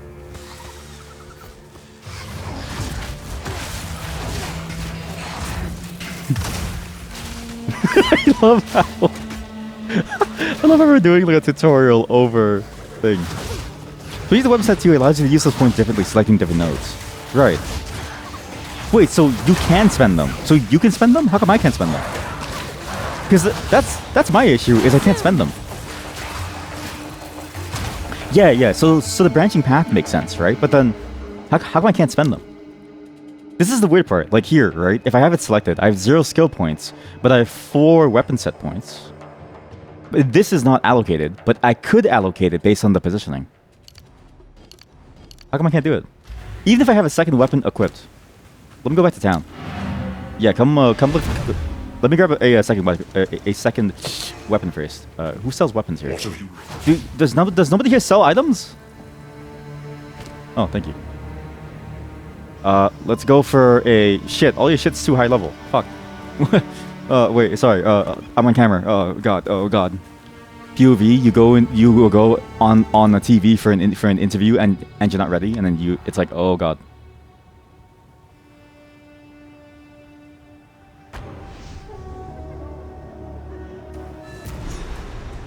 You have the wand. If I have the infrared, yeah. I'll just get a new one. That's fine. Hello, here, so I get the item. Take your time. Son of a... Okay, I'll just... Fuck it. Hey. Give me a sword. Give me a club. I can use... Yo! What a roll! Okay, so here. So now I have 2 weapons equipped, right? 1 club, 1 thing. Theoretically, set number 2 is the one that I have, right? If I want to go, say, a melee damage thing, maybe I want to go for life recoup to make me tankier while I'm in the melee. I can't select this. I have no skill points, but I have 4 weapon set points. So is it that do you need skill points to use the weapon set points? Or is the weapon set point separate? But if it's separate, how come I can't spend it? Like, this is the weird part to me. Nothing really works. Or even here, like, I can't select this to get more energy thing. You need skill points to use the weapon set points. That is the most unintuitive way of doing it ever. I thought it was an addition. Based on the way that the number was, I thought it would be an addition. So, really what it is you need the skill points, and then you use it to do different branches. And yeah, exactly, and then it's a cap. The way that they explained it, and the way that you get it, and then the way that it's presented is very confusing them. Extremely so. Hey. But thank you. That explains a lot then. Do you want this mace? This is a sick mace. Triple elemental damage. Mana and life per kill. Plus 1 to all melee skills. That's pretty good. Holy shit, this is amazing. You can refund skills for cheap. Yeah, but it was less about the need to refund and more about the fact that the way that it was communicated was just confusing. Like, it's just more of the same weird issues of communication. Alright, let's get you this mace wherever you are. Oh, there you are. Where are you? No, wait, it shows you on... Oh, there we go, sick. English is hard in PoE, so true. So true. That's how, that is a disgustingly good mace for a melee build. So good. Yo, give me the counselor's rattling scepter of the brute. Yes, sir. I'll take it back to disenchant it. Thank you. Get disenchanted, son. Okay, so now it makes sense. So you do need the skill points to then use the weapon set points. I wonder if the cap for both is going to be similar. Like, how much can you diverge? Because the way that it is now, at least early on, it doesn't seem worth it to even try to build your weapon set points. Like, this is the problem with the way that RPGs gradually give you power. If you don't know the cap beforehand, it makes it difficult to know, ultimately, what you're going to end up with. And it's almost always better to just almost wait. To wait until you have everything and then decide at the very end. But then it gets boring. Oh. 10 energy when you deal a critical hit with a spell. When hit, gain 1 energy. Energy. What the hell is energy? Meta skills generate and use energy. 50 base energy. Talk the curse skills apply in an aura around you. Reserve 60 spirit per curse. That seems awful. Okay. Well, I mean, now I know sort of what I'm going for here. How can I betrayal of Okay. Stop playing the cutscene. What? Dun dun dun, the hyenas come. The weary traveler grows close to The best part is that we're finding this out together. Yeah.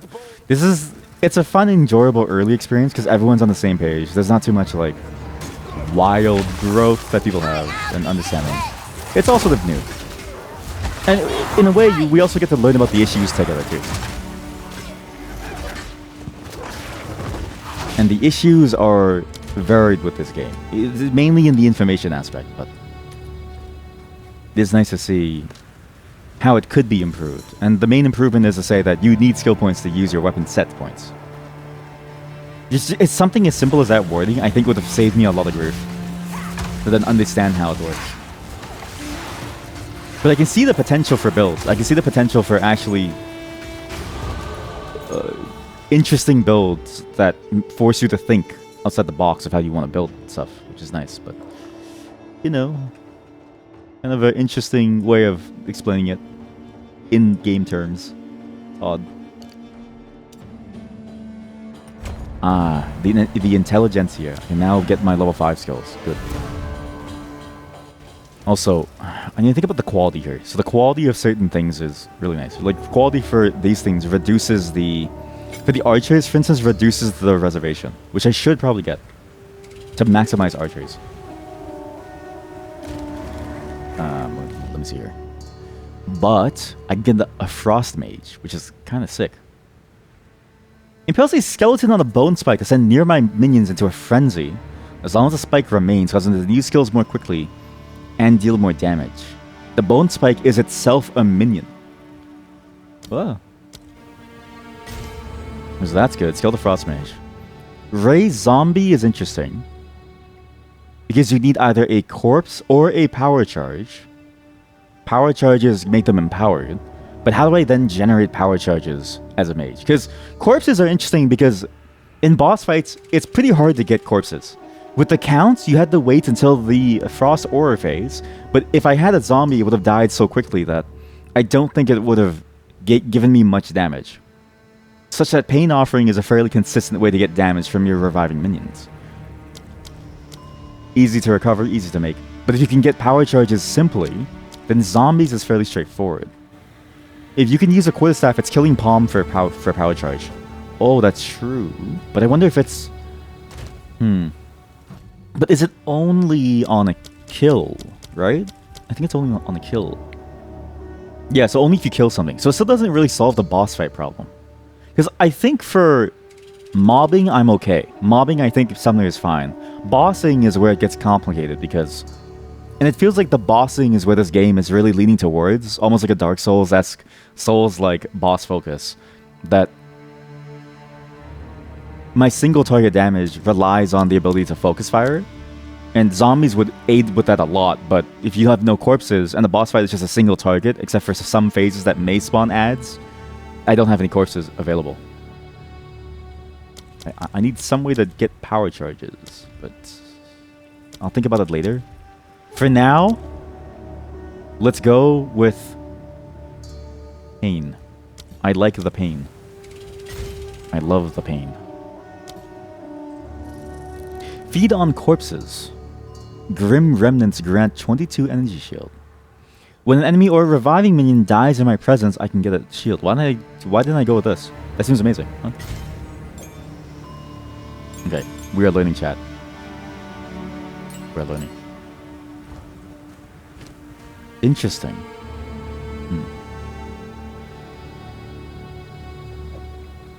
So, for the Withering Presence, well, you can have 2 sustained persistent buffs? Wow.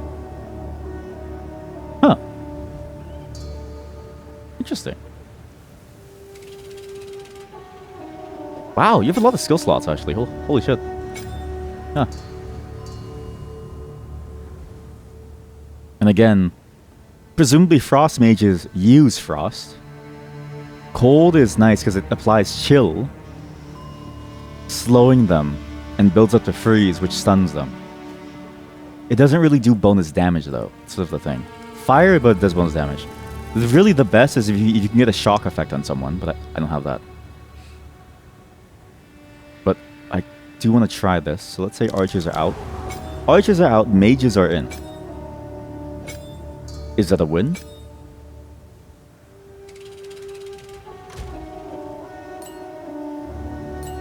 This is all very experimental stuff here. We're all learning together, so let's see if it works. But how many mages can I have? 2! Wow! Well, you fuckers are expensive. Feast on flesh. What? Isn't the point of it to be passive? Why do I have to activate it? What? Not enough spirit. What? Oh shit, it costs spirit to reserve. Wait, so I wasn't using it at all? I wasn't using Withering Presence the entire time? Oh. What? What? Oh. Well, that's shit. Wait, so why do they even want this? Why have that when I have 1 skeleton? Huh? Wait, what's the point of these? What's the point of presence skills then? It's kind of shit. Alright, well,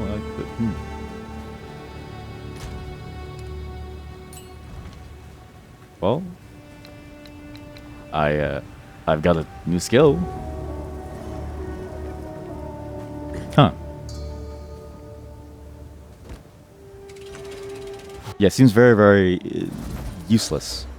For minion builds specifically, to go for that. No.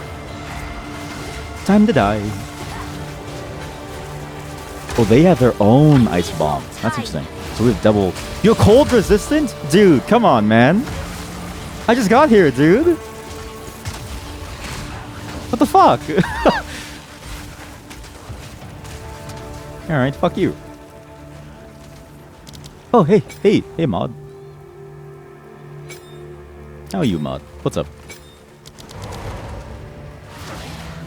Yeah, see cold resistance now, buddy. Okay, eat shit. Now we go back. We go back and we resummon. This is the thing though. Fire is nice. They ignite, which does damage over time, bonus damage. Oh, not a good day. Not a good day. I'm assuming the store went a little crazy. Didn't sleep enough, so your poop feels weird. What does that even mean? But to be fair, yeah, I kind of feel that. Like you need time for your body to digest it almost, right? Because if it goes out too early, it doesn't really feel good. I feel you. DAE shit their pants today? Digestion is weird when you don't sleep enough. Damn. Exactly, I get you. Exactly. That's because I shit my pants. DAE shit their pants today? Oh, does it? Wait, how does this work? Does it imperil my minion? Oh, it does. Oh, it impales my minion to buff everyone else.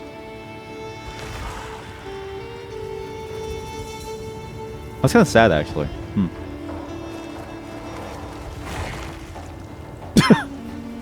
Those poor minions are just there. But yeah, hopefully your day continues to get better. At least now you're home, right? So should be fine.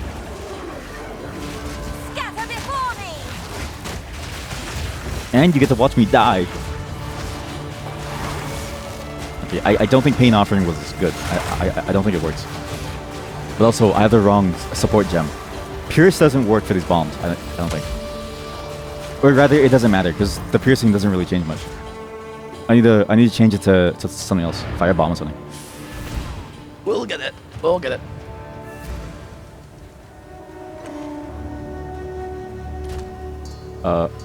Okay. Yes. Gain fire damage, yes. I want more fire damage, here we go.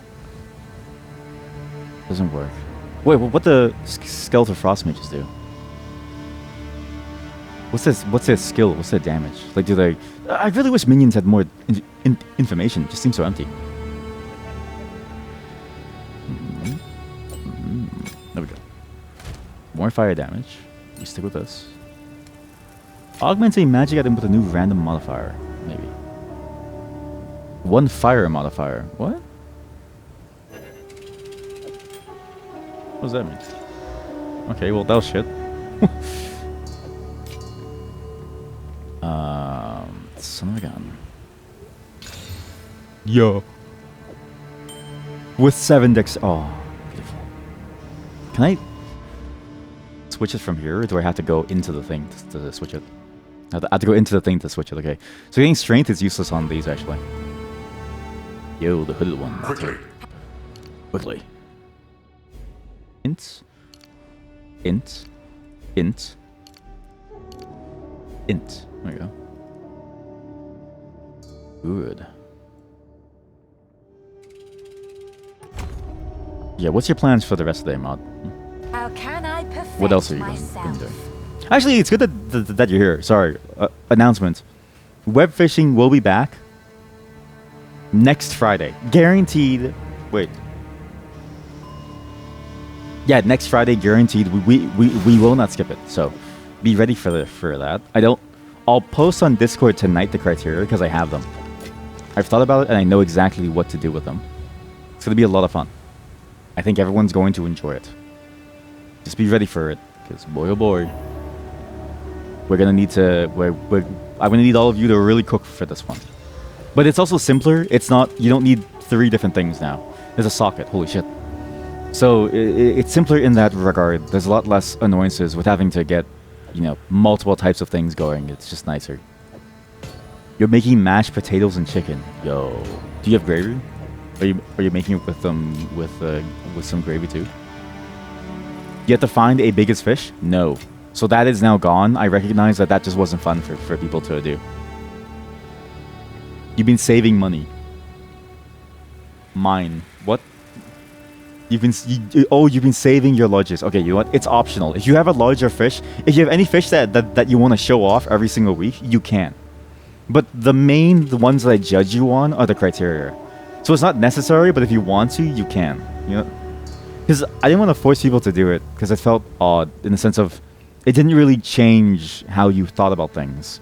It wasn't really hard to do, and it didn't really make you think outside the box. I wanted to really make all of you feel awful. Okay, I can do increase armor and evasion. How about just fire resistance? Nice. You felt shit on last time. You literally won. I want all of you to shame the mod. They won the contest, and then they decided to say that they felt shitted on. I want you to know, it wasn't rigged, okay? The mod just happened to say the best line. When you say that the dogfish reminds you of Nick Wilde from Zootopia... How can I advise? Oh, your big fish was the smallest. That is true. I forgot that you had very weak fish. Yeah. You were size differenced. Everybody. It's not time to kill them all. Yet. It's like when you have a really tall friend, and they stand beside you in a photo, and it's like, dude, come on, man. Give me a chance. Come on, man. Same thing. But if you think about it. You did win. You did win. So was it really all that bad? Was it really? Okay, Pain Offering sucks. I don't know why I got it. It really doesn't work. You have to get the melee guy, but if you get the melee guy, your range units die too quickly. Bit of a waste. Death and decay. Like, this is good, but then the problem is spacing-wise, they have to get close enough. This guy's out of range. You have big fish now. Like how big? It's been so long since I played, so we're gonna have to do it before. I think tomorrow will be a web fishing start, because I do want to do more chill, just chatting segments, but we'll see how it goes.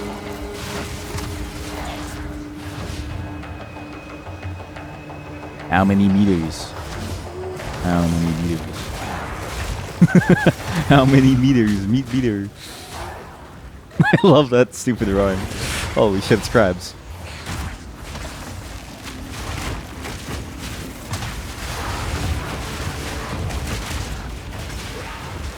Wow. The damage that I'm taking is going way up. Shaky head face. You'll see upside down smile. That feels ominous. What's heavier? Let me. Which one's heavier? A kilogram of feathers? Or a kilogram of steel? Oh, it's a kilogram of feathers, isn't it? I don't get it. Let me. What's there not to understand? They're both the same. But it's feathers. Steel. I love that. It's such a simple bit that absolutely works. What's great is that Lemmy still streams, so you get some of it from that every once in a while. It's not the same veracity, but still fairly good. Is this a game that I finish? I never get to finish. But you did miss the dating games segment. That game will finish the dating game, because that one's actually not. It's actually good. It's pretty good.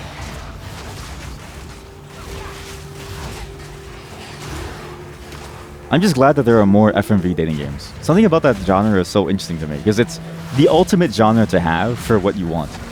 You saw it for a second. Hopefully it was an innocuous frame and wasn't, weird. Get imperiled. You thought it was a K-drama. So yeah, see? Exactly. The quality was solid. I think the quality's perfect. It was weird. You don't know love. You've never experienced love in your life.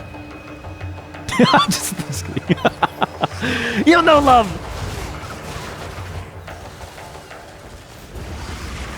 You don't know joy. You don't even know Maosuk or Yunbi or what's her name again? Gran. Who's the Mimi? What's the name? Ming Ming. You'll know them, like I know them by their character sheets.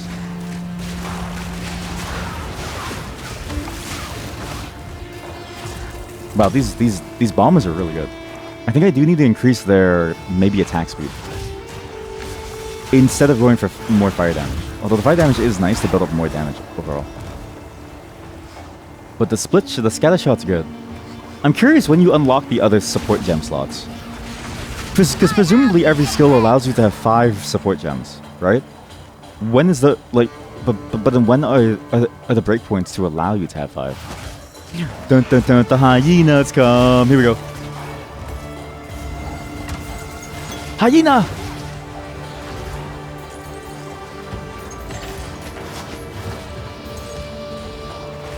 Oh boy, oh boy, oh boy. Oh, did you hear about the Canadian recall on an Apple product, chat? There was something in like an Apple store. It's a charger or something.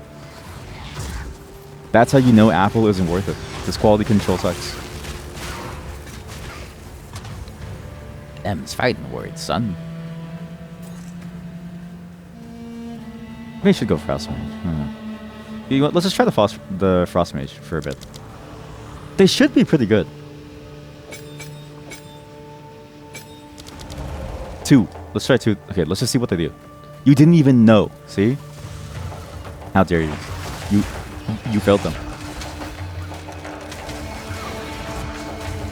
That freeze is really good. Wow. Wait, your apples could be bad? Worse. Everything. There was actually a bunch. The Canadian recall this time was massive. There was apples. For some reason, Maple Leaf always has a recall, and I don't know what they're doing. Like, you would think they'd want to inspire people to eat their food more, but every time I hear about Maple Leaf, it's always salmonella. And I don't understand why they always have salmonella. Like, dude, I just want to eat I just want to eat slices of ham, and then you get salmonella. It's like clockwork. Every single month.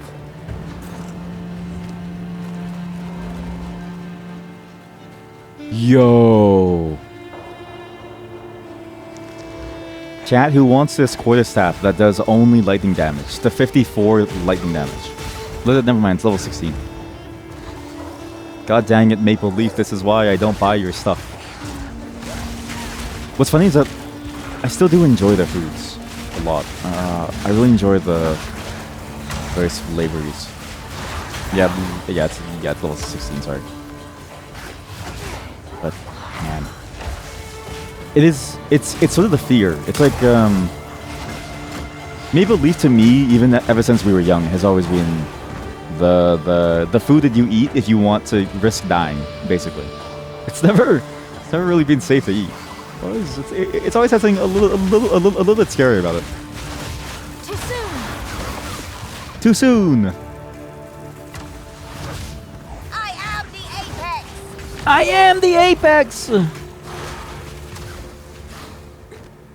starting to realize what those icons are on the top right of enemy health bars. I think it's the natural resistance. Oh. Yeah, same with frozen fruits. So true, a gacha or food poisoning sponsored by them. Today, I'm gonna try maple leaf honey glazed ham. Will I get salmonella or gonorrhea? Let's find out.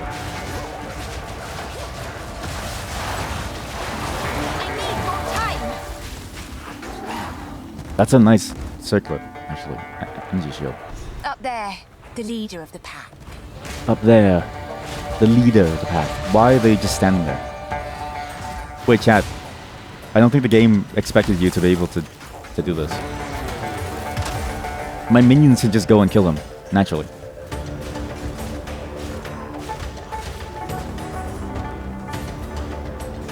Huh.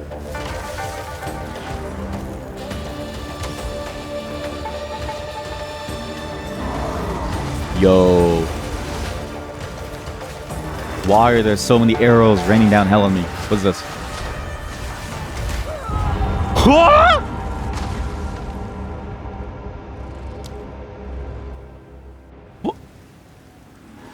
That was one hit. That was a one hit. What the fuck? Oh shit. Okay, this is hard. I have to be careful. Frozen fruit is also a very strong gacha candidate. Every time I hear about frozen, say blueberries or pineapples, it's always like you're gonna get like a bloodborne illness because somebody bled on them. And how does it always happen? That's the thing I don't understand. How does it always happen? Ow, ow, Jesus Christ. Here we go, here we go. Got it. Ooh, okay, that thing can one-shot me. I'm gonna be very careful. Goodbye, minions. Oh boy. Ha!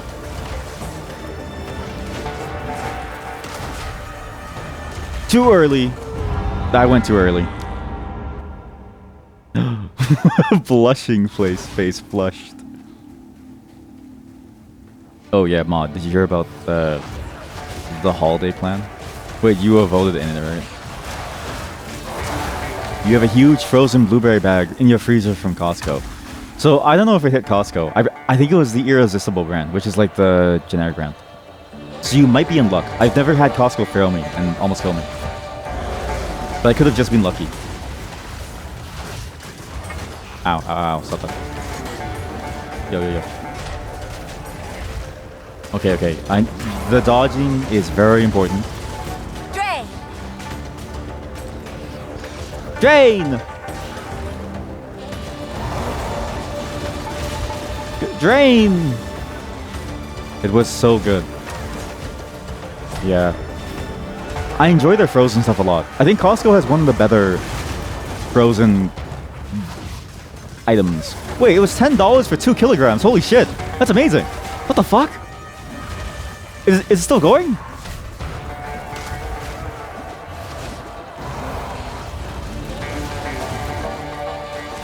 Dude, this isn't fair, man.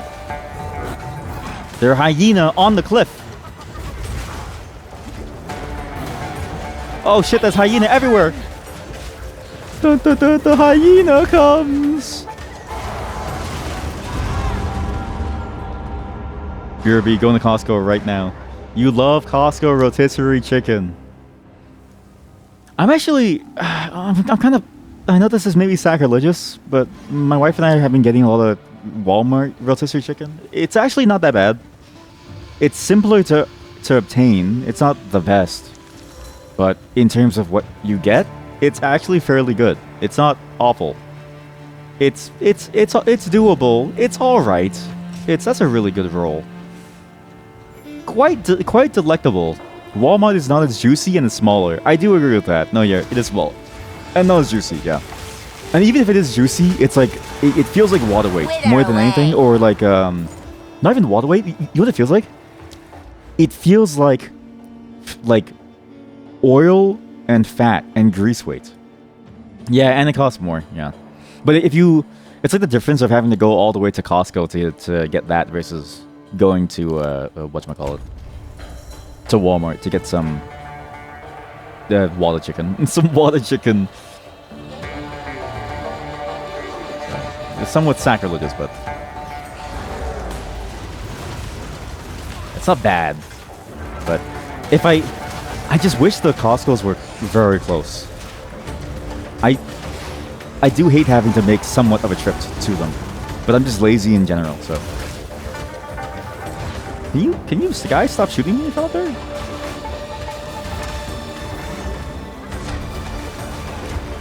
Okay, I get it now. There's a lot to dodge here. The arrows, the boss, the soon hyenas, very soon. Ow! The extra life from my boots helped me to survive. That was good. Still can't tell if there's an eye for him. He's ignited. Good. Keep igniting him. Come on. Whoa. Whoa. Whoa.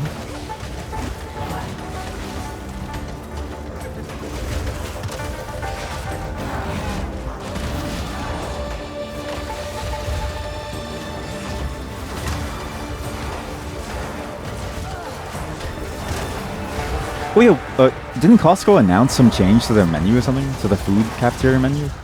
I swear there was something... Was it recent or was it a long time ago? There was something about something changing, like a major component of it. I think it was like the pizza price or something, or even the pizza slices. Something's either being lost or coming to us in Canada.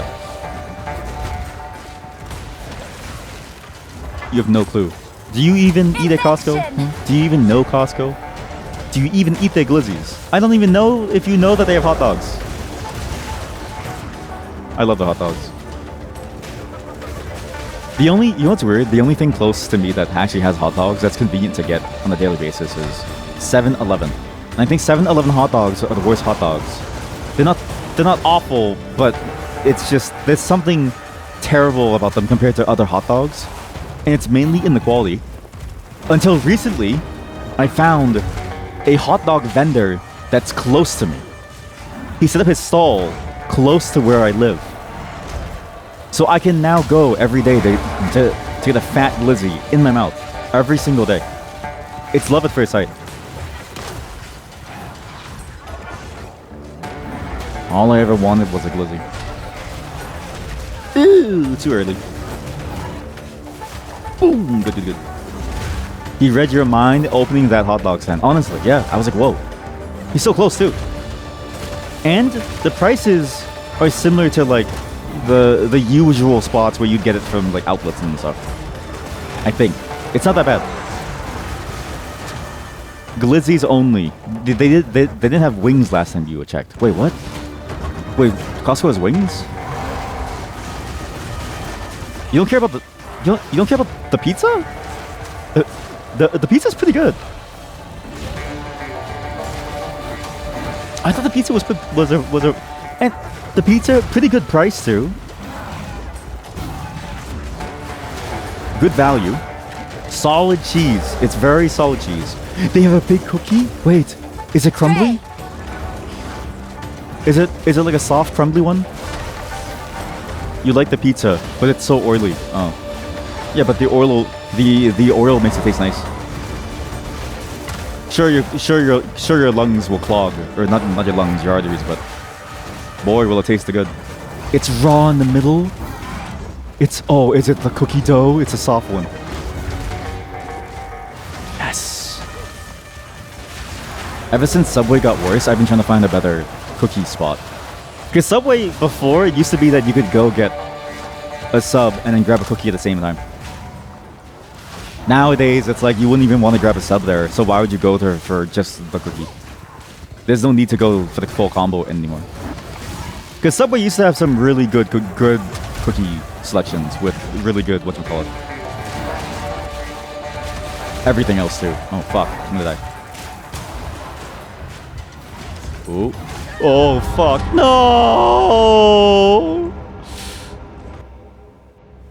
God damn it, so close. Okay, we need to rethink this. My summons die too quickly. I need to think about this. This is the first wall that we need to get across. How can I advise you? I'm gonna refund some of the things. I need at least 50 intelligence, so I think that's enough intelligence. I'm too smart for my own good. There we go. Faster revive. That's what I need. How can I perfect myself? How can I perfect myself? Yeah, I am bummed out that Subway isn't a good one-stop shop anymore. It used to be that, like, again, you can get like a nice cookie at the same time. Now it just doesn't work anymore. They've sold out to make terrible subs with honestly some questionable, really questionable choices. Can you unsocket things? No, you can't. Why does that? Why does this kill all of my skeletons? They have a foot-long cookie. What? What do you mean Subway has a foot-long cookie? What? Subway foot-long cookie. Oh my god! What the fuck? Wait, holy shit! How'd you find this? Wow. Chad, you want to check out the? Here, look. Look at the press. Hot off the papers. Subway reveals sidekicks, an irresistible collection of foot-long cookies, churros, and pretzels. Hot off the press, straight from PR Newswire in Miami, January 18th, 2024. Subway announced a big menu update with the debut of sidekicks, a collection of this just looks funny to me. That is a massive cookie. Dear God. That's a massive croissant, actually. That's huge. Yeah, it's kind of like Timmy's going bad. Yeah, but Timmy's has a different issue. I feel like a lot of Tim Hortons issues are more that they keep spreading into different domains of food without understanding what is their core, right? Like the core of Tim Hortons was cheap coffee, cheap sandwiches that was at a good value point that could be pushed out quickly for the common working class person, right? It was very easy to go in, get your stuff, and then leave. Nowadays, they sell pizza. It's like, dude, nobody wants pizza. Nobody cares about pizza. Not a Tim Hortons pizza. It doesn't really make sense, right? This is genius because Subway is all about the foot-long experience, right? It's like long, man. They go long. It's actually Subway. Honestly, should have done an ad campaign, kind of like long, man. But I think Jared kind of ruined their entire strategy, and so there's certain ads that they can't do anymore. But if they could, they should have gone for the long type of thing.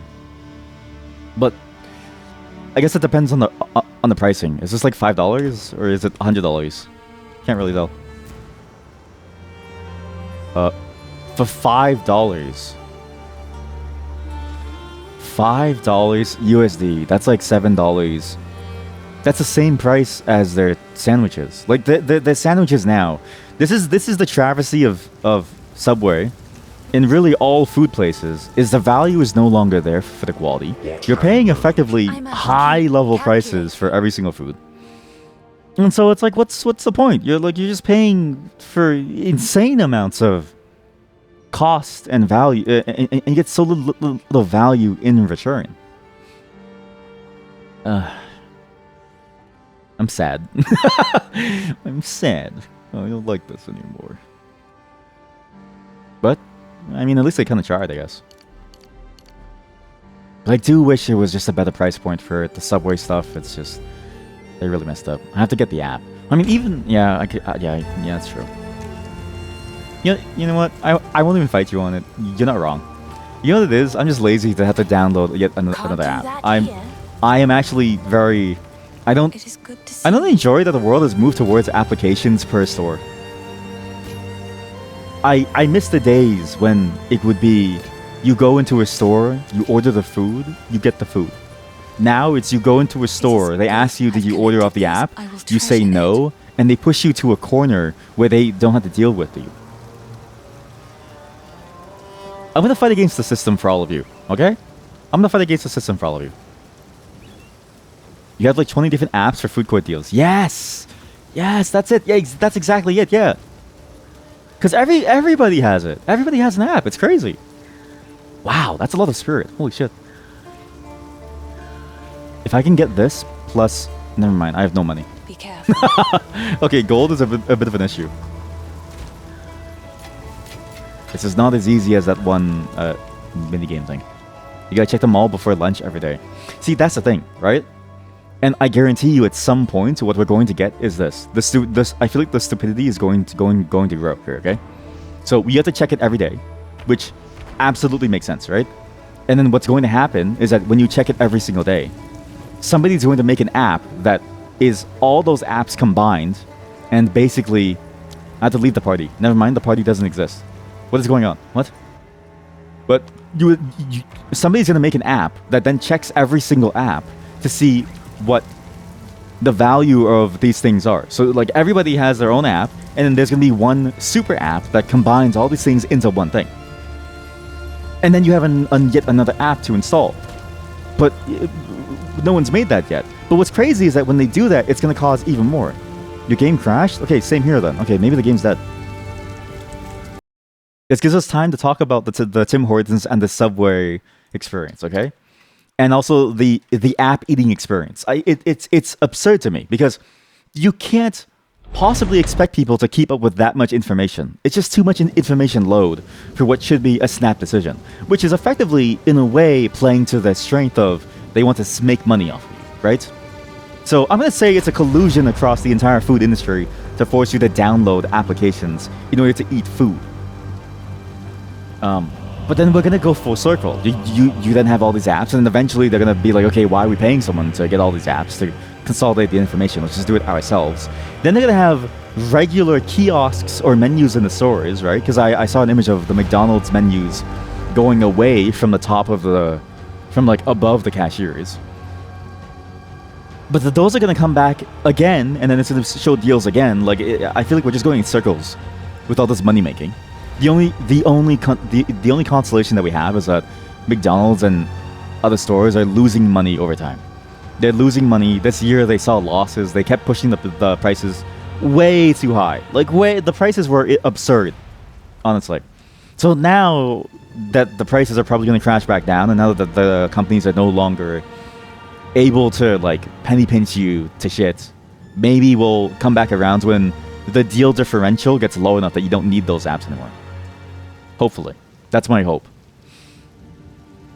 But the world has moved towards big data and is focused on stealing your data in order to make money from it. Malsuk, let's change the world. This is my manifesto. My fast food menu, my menu manifesto. This is my menu manifesto. What's crazy too is that sometimes the deals, it's not a deal that you want. You know what I mean? I was like, who told me to eat shit and cry? But that was me. I made that guild message. I log in, I see eat shit and cry, and I'm like, who said that? Why would they say that to me? What did I do to them? It's just me. It's just me to myself. Oh man, eat shit and cry. That's so good. Please, take your time. What? Healthy bush? Did I just see? Oh, healthy ruby. What? Why did I see healthy bush? Plus, even if you see a deal, right? It's not like you want that restaurant in the first place. Like, be honest with me, okay? You see a deal on the Pizza Nova app. Are you really gonna go get Pizza Nova? No, of course not. Who the fuck wants Pizza Nova? Like, sorry, buddy, but you're long gone.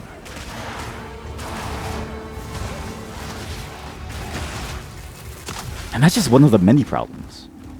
It gets worse and worse the more niche and obscure the fast food place is. And what's weird is that it doesn't show any signs of stopping. Like, it's strange to me how many small, dead franchises or brands of fast food seem to be building their own applications, almost as if they believe it's going to draw buyers to them. Like, again, Pizza Nova is a good example. Why the hell do they have an app? No one eats at Pizza Nova. Pizza makes sense, right? Pizza Hut makes sense. But Pizza Nova? Why? Like, Pizza Nova, buddy, it's over for you.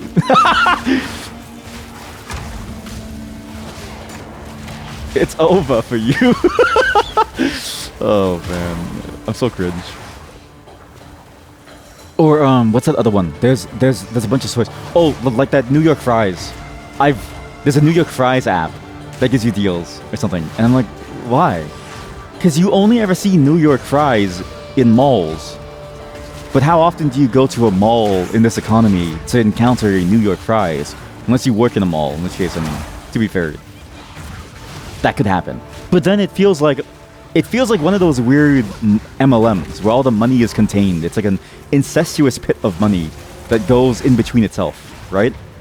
Where it's like the New York Fries makes money from the people in the mall, and the people in the mall make money from the mall, which makes money from New York Fries. So where's the money coming from? Like, New York Fries pays rent to the mall. The stores in the mall, like the store itself, pays money to the employees, like say the security guards and that stuff, right? And where's the money coming from? Drain. Let's ignore the obvious that the stores themselves are independent actors in this economic web, right? And just assume that all the money comes out of nowhere, from thin air. Every day. Yeah, I mean, that's fair. I don't want to say too much for fear of doxing you, so. But I understand what your situation is.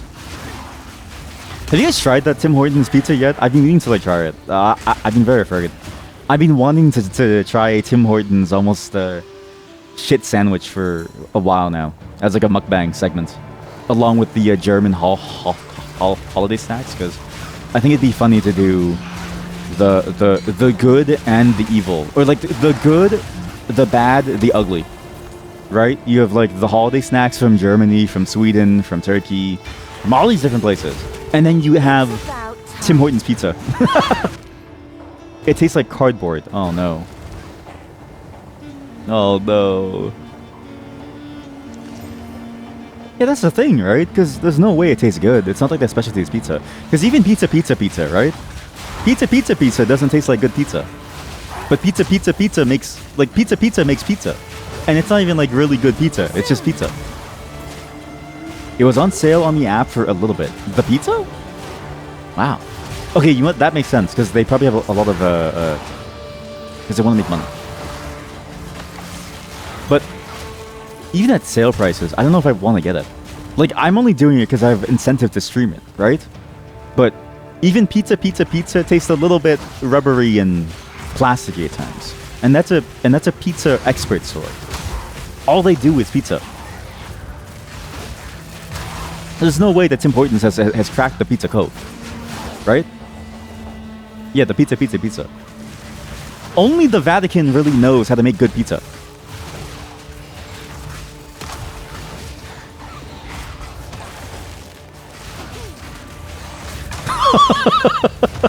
Only the Vatican. Sorry, it was just...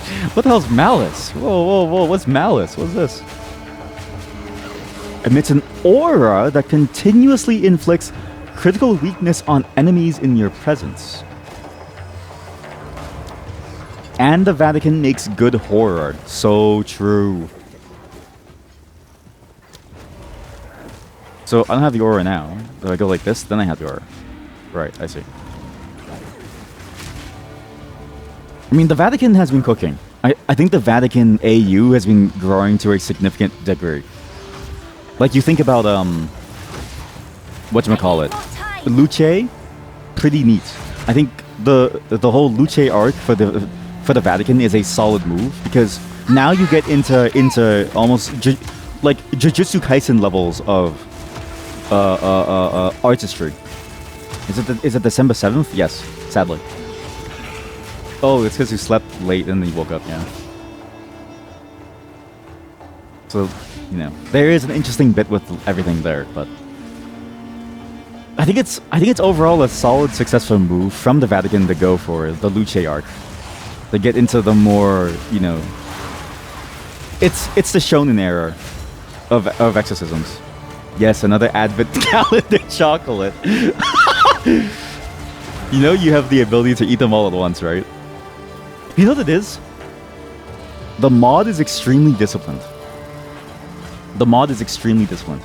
Because I would not be able to hold out on wanting to eat the entire Advent calendar chocolates every single day. But it ruins the Advent calendar. Yeah, but you're happy in the moment, right? Santa would want you to be happy in the moment.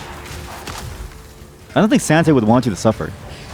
If so, then Santa is an evil god. Although they did recently say that they apparently found Santa's body in Turkey. I don't know how they found him, and I don't know how they know it's Santa, but apparently they found the Saint Nicholas in Turkey. Again, I want you to think about this, okay? The Vatican released Luce from the confines of a priest's mind. Then, not even like a month or two later, Saint Nicholas rises once again.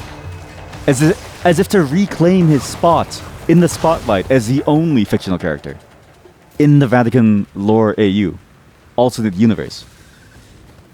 There's a conspiracy here, and I'm sure I could build it if I was a bit more unhinged. You forgot about your Advent calendar. Guys, just eat the chocolate. Well, to be fair, if you, for like price to value, it's cheaper to go get Ferrero Rocher than to eat the Advent calendar slowly.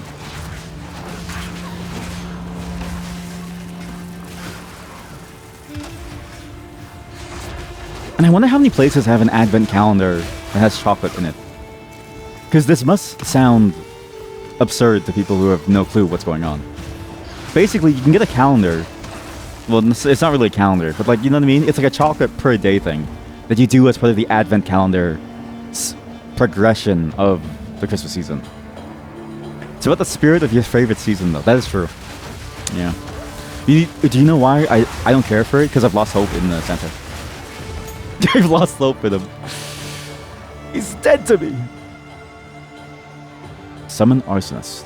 Hey, less spirit. Yeah, sure. Take it. Cool, they all died. That's nice. Solid.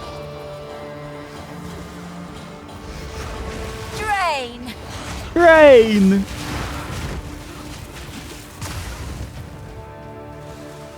To be fair, you are right. Because the whole point of Christmas is to effectively edge the entire... Like, because Christmas, like wintertime, historically, you can't do anything during the cold seasons. So you wait for the summer months. And then, but then we added this element of having to edge and wait until you get your gifts on Christmas time. When you know that they exist. You know that they exist. You know that they're in boxes. You're just not allowed to touch them. You have to edge yourself for an entire Advent calendar before you're allowed to. And mind you, the church got away with normalizing this. I want you to know that the church got away with normalizing this. We're all playing into their game. All of us.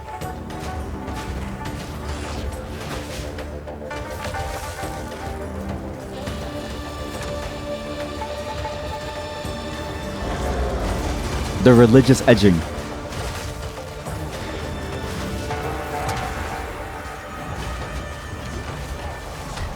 Dodge. Too early. I'm getting pelted. I am getting absolutely pelted. Can I fight you down here instead? Where you're away from your archers, actually? I'd rather deal with the hyenas than have to deal with the archers. The hyena comes. I'm dead. The hyena comes. The hyena comes. Oh, he resets. Wow, he actually resets up there. That's actually crazy. You have to fight him on a small little arena. Wait, but if you stay down here...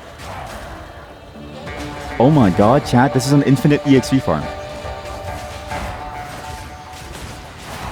And because of the mechanics of contagion, I might be able to spread this forever. Wait! Chat, this is a real infinite EXP farm. This is amazing. Word! It's great!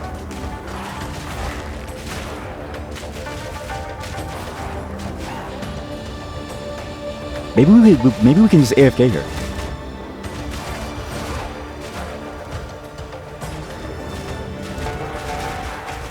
What other Christmas traditions do you guys follow? Do you chat follow? Not guys. There's men and women in this chat. Because the only one that I know that people do consistently is the gift giving, the tree making, and the advent calendar. But even the tree making this year, my wife and I are thinking of skipping it, but I'm urging her to continue it because she enjoys it. She's just very tsundere about it. You like to receive gifts from me, the streamer. You know what? It is a Secret Santa thing, maybe, but I don't know. I don't even know what to get you. Like what would you even enjoy, Mod? Watch Home Alone. You're right. You're right. Is it still shown on TV? Like, is Home Alone still free on TV? Because it's now on Netflix. They go a little bit early. It's a bit like Halloween stuff going too early, but I think it's fine. It's tradition. You enjoy high monetary value gifts. I'm being scammed by my own mod team. You wanna get paid? Get to work. Oh god. Oh boy. Oh boy, oh boy. This isn't looking good. It is, but you have it on your Plex, so there's that. Okay, well, you just said that in front of like many viewers, and the police are going to come after you. Watching it on your TV gives you the authentic feel. I hard agree. You know what it is? I think every household should keep a CRT TV for the holidays. Those really old school TVs with the really shitty look. I think you need to keep that because then you get the ultimate experience of watching Home Alone. I think in HD it doesn't work anymore. It's a part of the free Plex showing. Wait, what? Plex has free showings? Oh. I didn't know that. Alright, chat. What's your high monetary gift? What's your wish list for this year? And don't say dollar bills. We only have $5 bills.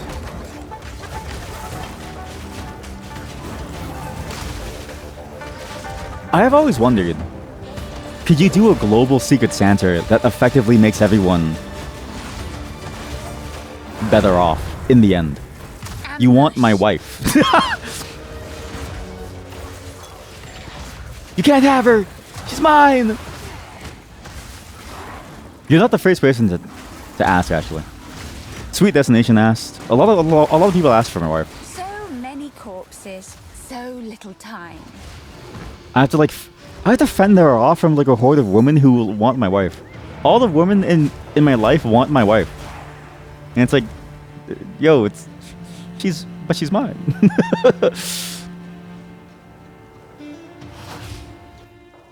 Oh, you know what they should do? Actually, I was thinking about this. I'm surprised there's no events that try to recreate the Home Alone experience. Not to say someone should break into your home, but more in the sense of, I'm surprised there has never been a tradition of setting up your home with a Rube Goldberg machine of traps, and then posting that online on, say, Reddit or something. Because you know how Halloween has this tradition of dressing up your house in like spooky things and having cosplay, right? Well, it's not really cosplay. But let's just call it like a socially acceptable zero stigma cosplay, okay? Christmas only has the tree part and maybe the stockings and the mistletoe, right? And the mistletoe serves a bit of a purpose. The stocking is fun to, you know, put like a small dog inside.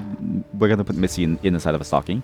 But beyond that, it feels shallow compared to what you could do with the larger and perhaps a bit more absurd Christmas theme with a Home Alone theme, making a death trap. You know. Now, some might say, you know, this is a bit too much, and maybe you shouldn't say this, and, you know, what's wrong with you, and all that. But I think there's a viability there, and I think there's a possibility of it being a fun pastime for the entire country.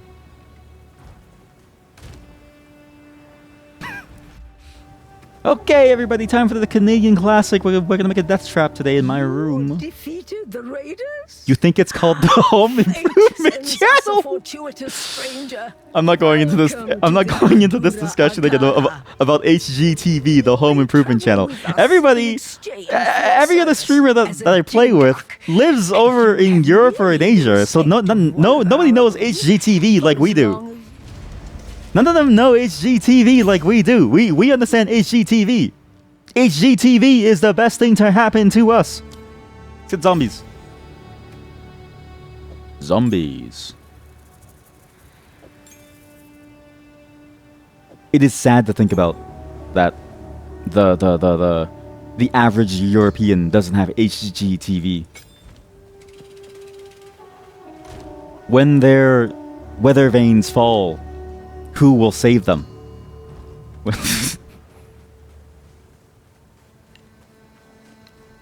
when the paint on the drywall peels, who will guide them in these trying times? Where is the shepherd for all these lost sheep who know nothing about hawking? It's over. It's over. The Enduric caravan. Yes. Please take me to a town. This is so morbid. But they are zombie-looking people. I don't know if they're real people, but they look like zombies. But this is a very, very apt look into the game's lore. Because the game's lore in the first game was basically this. How clever. Water! Water! The beast is on the move. The beast is on the move. The desert as it goes, waking ancient dead and unknown horrors alike. The Countess brought it here as part of some nefarious plan. I assume she has allies here. We must track them down and convince them to give up this madness. I don't think we can convince them. I like how he waits until they leave and then he says go. Like, I really love. Well, there's the water. That much water? This much water for the entire village? It seems like not like enough. There? By the sound of your voice, wow. You cannot be Marraketh. It is always intriguing to meet foreign warriors and learn their ways of war. Whoa, okay, just because I have an accent, it doesn't mean I'm a foreigner, alright? I'm a Canadian, just like you, just a bit rural. Warm nights. Looks sick. Goodbye. Blessings. Hold your sword. Hold your sword. Hold it. Hold it. Nice. Very wuxia code. Like. Could sell for 254. I actually do need gold to buy some items. Because I'm assuming, yeah, see, now the items are interesting. Like, very good. As you wish. Higher ranking for things. So let's just get some money here. One thing I did want to do, actually, one Christmas, is to go to a tree farm and pick up a tree.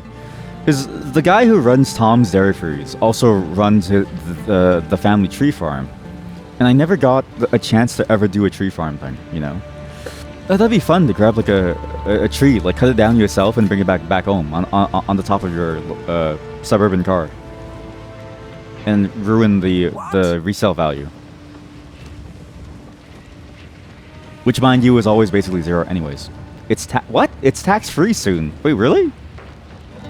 Wait. Canada, they're codifying the ability to get a tree tax-free? Really?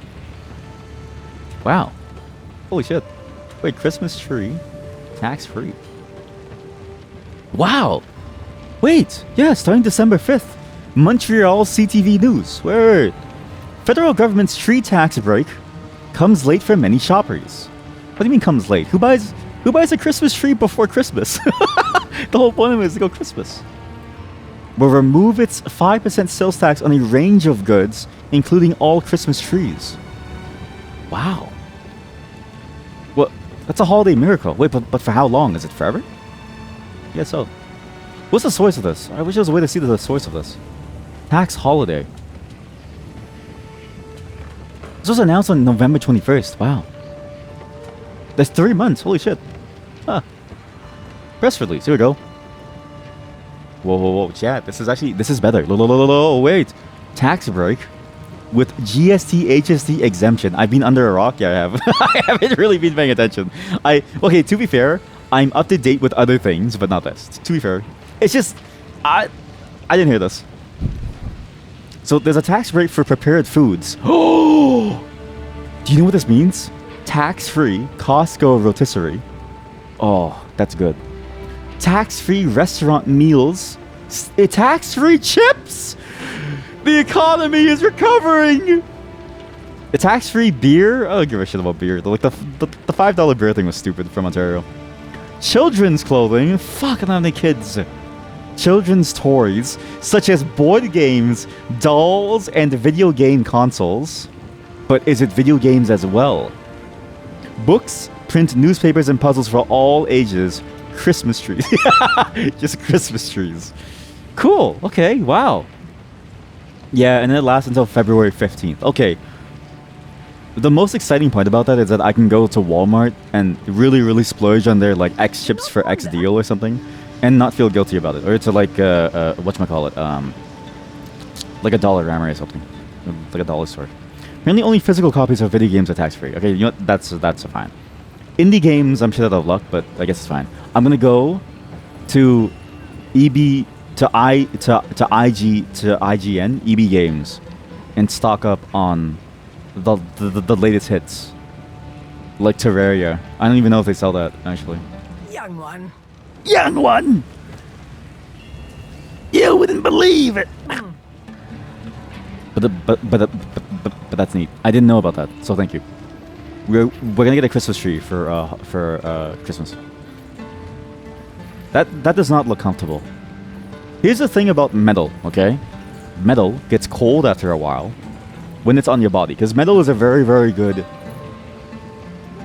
Like depending on the metal, it doesn't really keep heat very well, or something, or like depending on how it's made. Basically, what I'm saying is her nipples must either be extremely sweaty and almost like suction cupped to these metal plates, or it must be extremely cold and they must be always rock hard. I am a Sala, the Sekima of the Ardura. I care not where you came from, nor what caste you might have been there. All that matters is that you have shown yourself capable in battle, Chingak. Remain a friend to the Ardura, and you shall have nothing but respect from us. I've been surrounded by titties the entire day. From the dating game until this, it's just constant titties.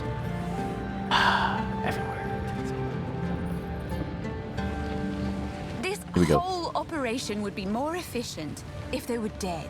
So they're not dead, huh? They're like living slaves. This is very morbid. Can't do that here. I enjoy this depiction. Like I'm glad PoE 2 is really delving deep into the darker parts of its lore. Because PoE 1 really didn't show a lot of the darker portions of its lore. The most that it had was the murder, which is very dark, but it was almost mundane with how dangerous the world was. It was almost accepted as a normal part of the world. What I think is so interesting about evil in stories like this is when the evil isn't necessary to survival. It's simply done because of convenience or something. Like they choose the more evil option because the good option is almost just inconvenient. That to me is the pinnacle of a depiction of evil, because presenting evil as the easy way out and presenting it to be done and sort of pushing towards it, or even worse, putting the evil as to be the harder thing to do purely from a logistical or maybe even efficiency standpoint, or even just a moralistic one, but still having people do that, those are the most interesting to me, because it grapples with the idea of choice, it grapples with the idea of responsibilities, and it grapples with the idea of, you know, how does good prevail over evil? This is one of that. Compared to just murder, which is like, of course you're going to die. There's hyenas. So, the beast has entered the world once more. We were following a trail of corruption before we were waylaid. And now we shall resume the hunt. The hunt! We Marrakech are honored bound to seek and contain corruption wherever it may be found. It seems the sacred duty falls on us once more. The trail connects to 2 locations, but we don't know where the beast currently resides. I am willing to begin wherever you and your shade thinks is wisest. Oh shit! You know what I should have done? I should have taken the contract with a bank. You have your Because one of the annoying parts of having to adjust the plans like this is every single bit of financial software needs to be updated. Because all these conditional rules need to come into place within certain time periods across all categories of transactions, specifically only for this. Unless maybe it's like a post-tax thing, like you pay the tax immediately, but that wouldn't make sense for a tax break. How to get digestion moving? Have you tried coffee and eggs? Coffee and eggs makes me shit. Or milk.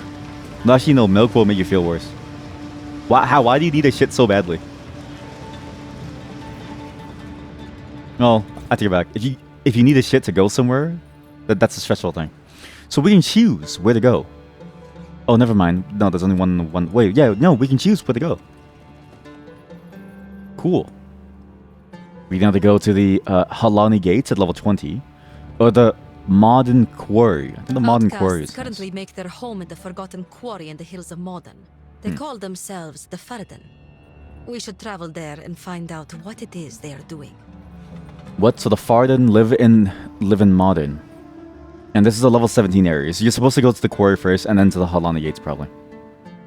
You feel bloated and gassy. That is true. Okay, when I do feel like that, I do very often wish that I could expel from my body all that gas and stuff, all that pressure.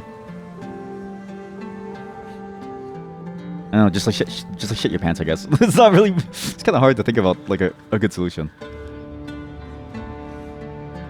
Yeah, because you also don't really want to push it too. Because I've heard so many horror stories of people pushing too hard and then now they have hemorrhoids. Help me, streamer, help me. I need to take a shit, help me. Seems the Help me, Farragut streamer. have been up to no good in the hills of Morden. I don't know, like coffee is usually the go-to. Oh, go for a jog. I know it's late, but just go for a jog. Actually, maybe don't go for a jog. I don't want you to like die.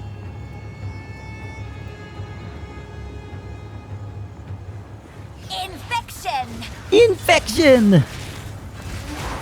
Zombies, yes! Zombies, yes!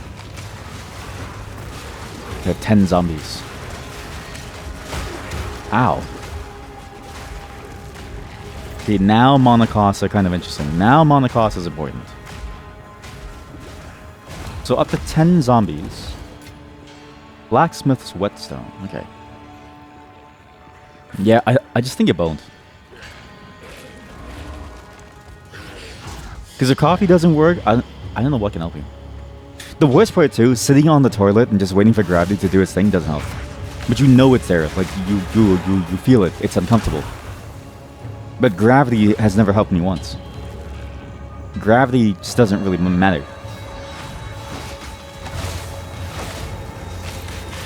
Gravity is a waste. Gravity is a waste of a scientific slot. You know what I mean? At least if it were useful and commendable, if we could manipulate it, then maybe gravity could be handy. Instead, you need to suffer. You fall off a building, it hurts. You need to go take a shit, not enough gravity.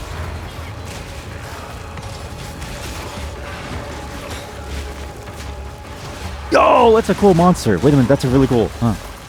Never mind. You just threw it down and then just died. Okay, cool. That's short lived.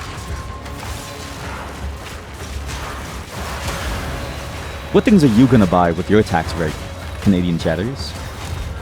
Any chip lovers? The prepared food bit is interesting to me because I guess it depends on your eating habits already, but I enjoy prepared foods because I'm kind of lazy. Yeah, restaurant meals is probably going to be the largest one too, as well. It is honestly a pretty good idea given, you know, what the holidays tend to represent and what you want as a mode of pushing business. Imagine the savings. So true. So we recently, I mean, but before the wedding, we went to a Korean restaurant, and that place was pretty pricey. Pretty pricey. I think it was like what? Like a ridiculous amount of money for even like a bulgogi or even like a black bean noodle. A bibimbap was like 13-14 bucks. They won't calculate tips on top of the tax anymore. Wait, what? Oh, right. Because before they would just do that naturally, because it would do it. Or do you mean is that like a new rule? He offered me more. That is true. Yeah, and I told stream like chat the story that he did offer me more food, but I didn't want to take it because again I just feel weird. But it was funny that the way that he singled me out, all because I ate everyone else's food. I'm a trash can, but it doesn't mean I don't have pride. I may be trash, but I still have pride. Probably save the money because you can't think of what to spend it on. That's also a very fair point. Yeah. And honestly, that's a very good take too. I don't think it'll... It's weird the way that they do it, right? Because the goal is to try to push spending, but I don't think it'll push spending. Another corpse just It's almost like a misunderstanding of why people can't spend. Because the problem is not that people see there's too much tax. It's not even that people see things cost too much. It's that people don't have enough money for the essentials. And so that category is interesting because I would have thought the holiday break would have been best around groceries, actually. Groceries, well, I mean, just sort of like the things that every household needs that you kind of can't get away from. Right? Versus the amenities. Because I'm going to be honest with you, a lot of households don't really practice gift giving. Like my household didn't really do gift giving for until I was maybe 24. Most groceries aren't already taxed though. That is true. Actually, that's a fair point. But actually no, you're right. Yeah, because they include prepared foods, which is like the final. I think that's the final category that wasn't taxed, or that was still taxed. Was like the Costco rotisserie chicken stuff. So actually, no, you're right. This probably covers all of it. But you know what I mean? Like just more essential stuff.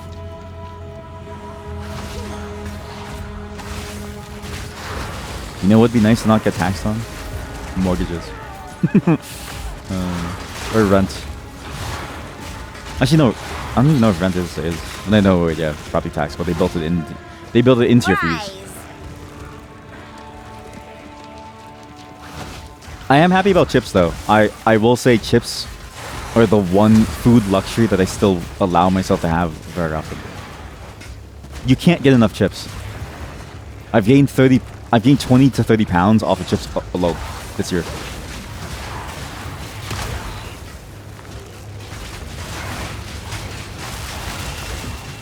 And in fact, I recently ran out, so I need to go get more chips. What's this?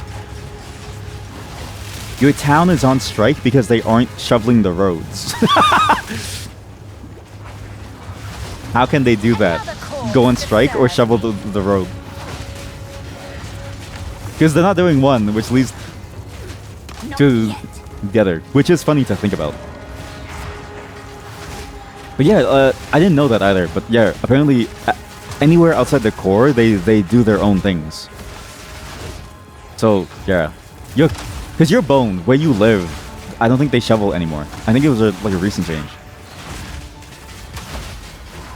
I'm just saying, closer to the core, they shovel, which is nice. Though I will say, I don't think it really matters too much because how often... Well, Like, how often do you walk for long distances compared to taking the public transit, which is pretty good within the core? It's weird how, like, a lot of the money taken care within the core, it feels like it doesn't really affect it, whereas, like, the outside of the core, they need it more, those specific services, but they won't put the money towards it. Strange. Kind of want to get you some ketchup chips now. They are good. Very nice. That was a bow with 2 sockets. Within the core. Hey, listen, buddy. I don't make the rules, okay? When I go on the map, and it says, you know, Toronto, and then other places that aren't Toronto, that says something. I think not. Says that you and I are not the same. No, but I do find it funny that there's that distinction. It is funny. But I love how you did the rolls, the face with the rolling eyes. Although, I think soon they're gonna include everything into the core, which is weird. Like, it feels like a land grab by Toronto, which is odd. I think a lot of new places are being a part, or becoming a part of the core or something. Or like the classification is being changed. Ew, don't lump us in. Make up your mind. Which one is it? Are we working together or no? Are we a team or no? No! Bone Blast. Okay, I have a lot of gold. 4,000 gold. Can I buy a level 6 summon? No? Ooh, not at all. Stay inside. Need something? No need to rush. No need to rush. I do need a scepter though. But this is not the gamble. Where are the scepters? How come the shop here sells scepters that only give spells or auras, but not summons? Wow, that's a really good ring. Holy shit.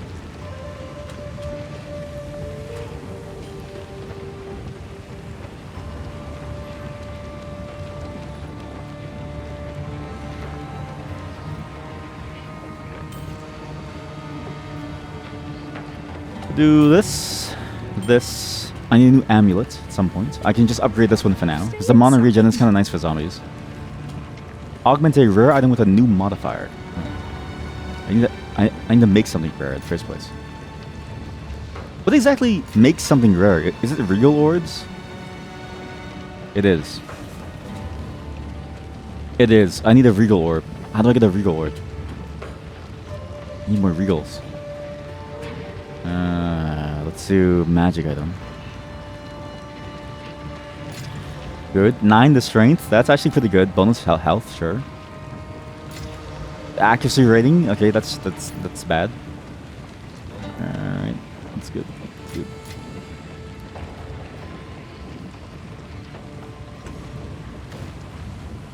Hopefully all of your holiday plans are coming to fruition, chat. Wait, do any of you have holiday plans? I guess, like, what do you even do with this holiday? It's kind of weird. I feel like there's nothing left to really do except for just celebrate it. I don't.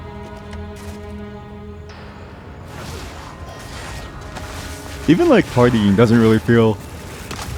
Oh, I can think that'll happen. Your plan is to receive my wife, says my mod. My mod says her plan is to receive my wife. No, see, chat's plan is to plan next year's birthday party. That is true. Yeah. We haven't done your birthday party in years. When was the last time we did your birthday party? It was like a couple years back. The last year when I couldn't come was that 1 year, right? Or no, did I go that 1 year? I can't recall. It's been so long. I kind of forget that we're aging. Reforming minions. I'll let my wife know to contact you. That way she can reject you personally. To end these illusions. These delusions of romance with my wife.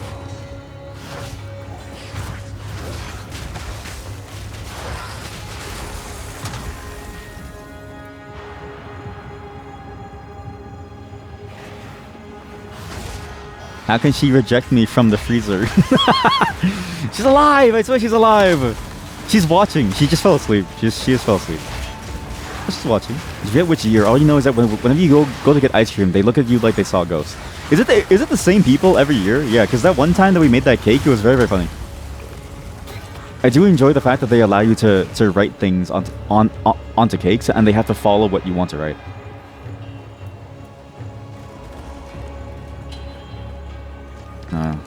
I do. You know what it is? I think this year I'm gonna get a ice cream cake and ketchup chips. I really enjoy it. Decay. Also, if any of you know any deals on chips, please let me know. Actually, the both of you, I have to DM you both a link after for a good site where you might be able to get some cool stuff this Christmas.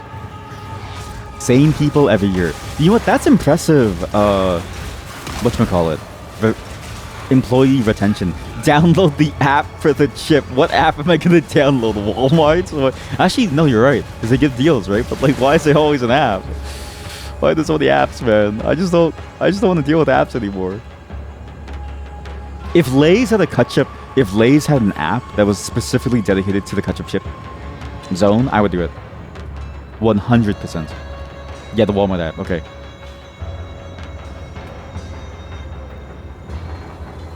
And Food Basics. Oh yeah, true. Food Basics has an app now. Yeah, true. That's a problem. When I go into a store or when I think to go grocery shopping, I never think to look at the apps. Because it seems absurd to me to download an app for a grocery store. But I forget that I'm leaving money on the table.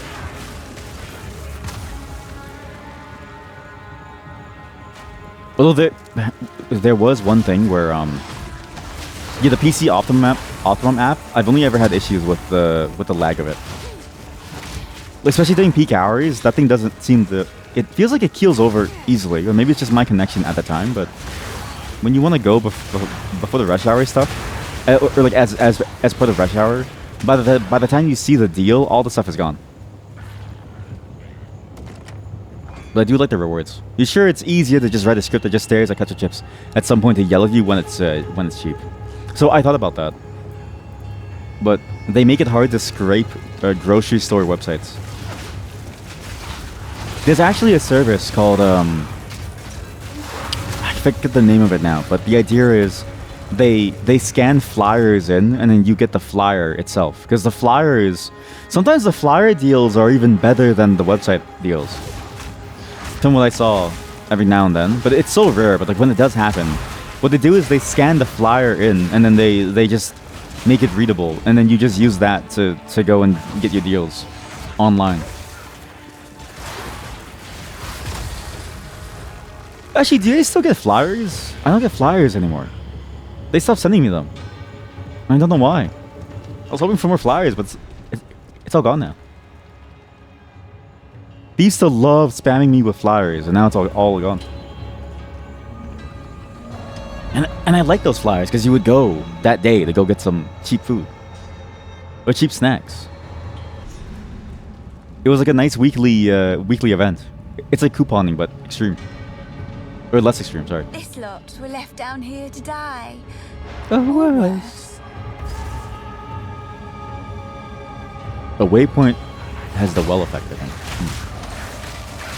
Uh-oh.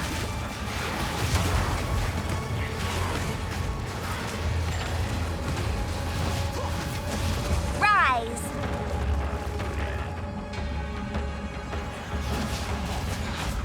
Oh, you know what? There's no need to get a real tree. I'm hoping the exemption on Christmas trees also applies to the plastic ones. Because the real ones always seem cool, but the plastic one is A, more convenient, B, you can reuse it year after year. Mine recently broke. So we might have to pay anyway, but... And by recently, I mean I messed up when I was trying to open it. Gotta close it, sorry. So I packed it up last year, so...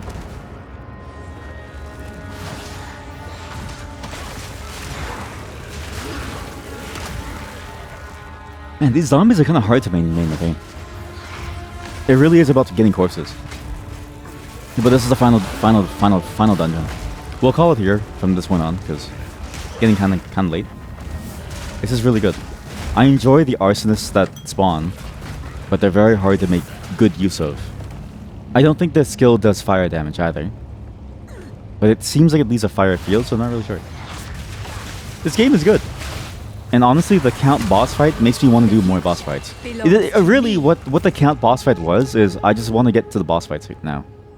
I don't really want to do any of this boring stuff of slowly building up and getting to some enemy that doesn't really matter, some mobs that I don't really care about. I want to go and fight another Count. And really, really push hard on it too. They would never tax free on reusable. I know, but I wish there was like a loophole. That's the thing, right? Because like all the tax free stuff is on things that won't stay long term.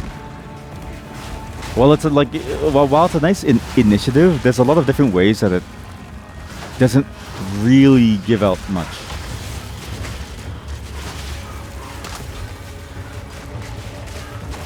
And I don't want to say like we should be thankful just because it's weird to be thankful to a government for trying to make life better for its citizens. Like, that's what kind of weird. But at the same time, it also makes sense. But I'm not getting into that moral quandary. I just wish there was more. Besides I wish it was more on non-perishables. Like, I don't know, just anything. Although video games and toys are kind of cool. I think video games have the potential to be the best bang for your buck this holiday season, if it is true that it's physical games. The consoles less so. I honestly, consoles are kind of hard because again, PS5 is like $1,000 Canadian dollars. It's just not going. It's not going out. The 5% is tangible on that high amount, but it's just not possible from an individual level, I think, to justify $1,000 for a luxury device.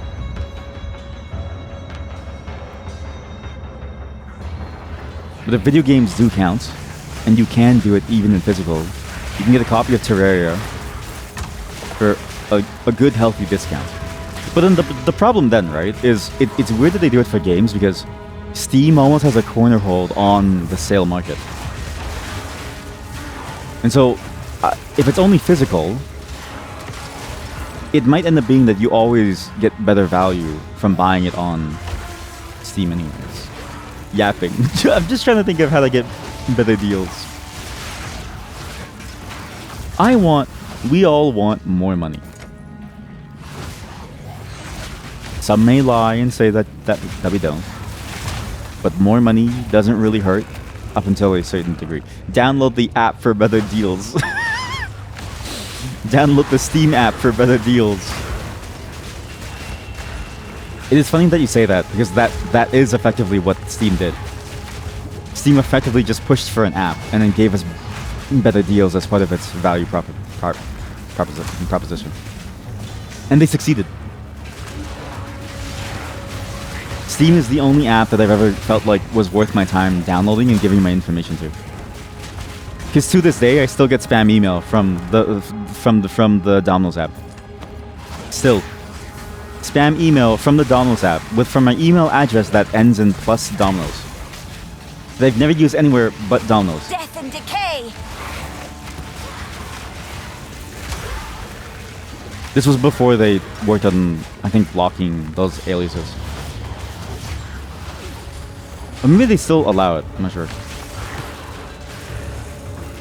But I know some apps have started blocking that. A trick.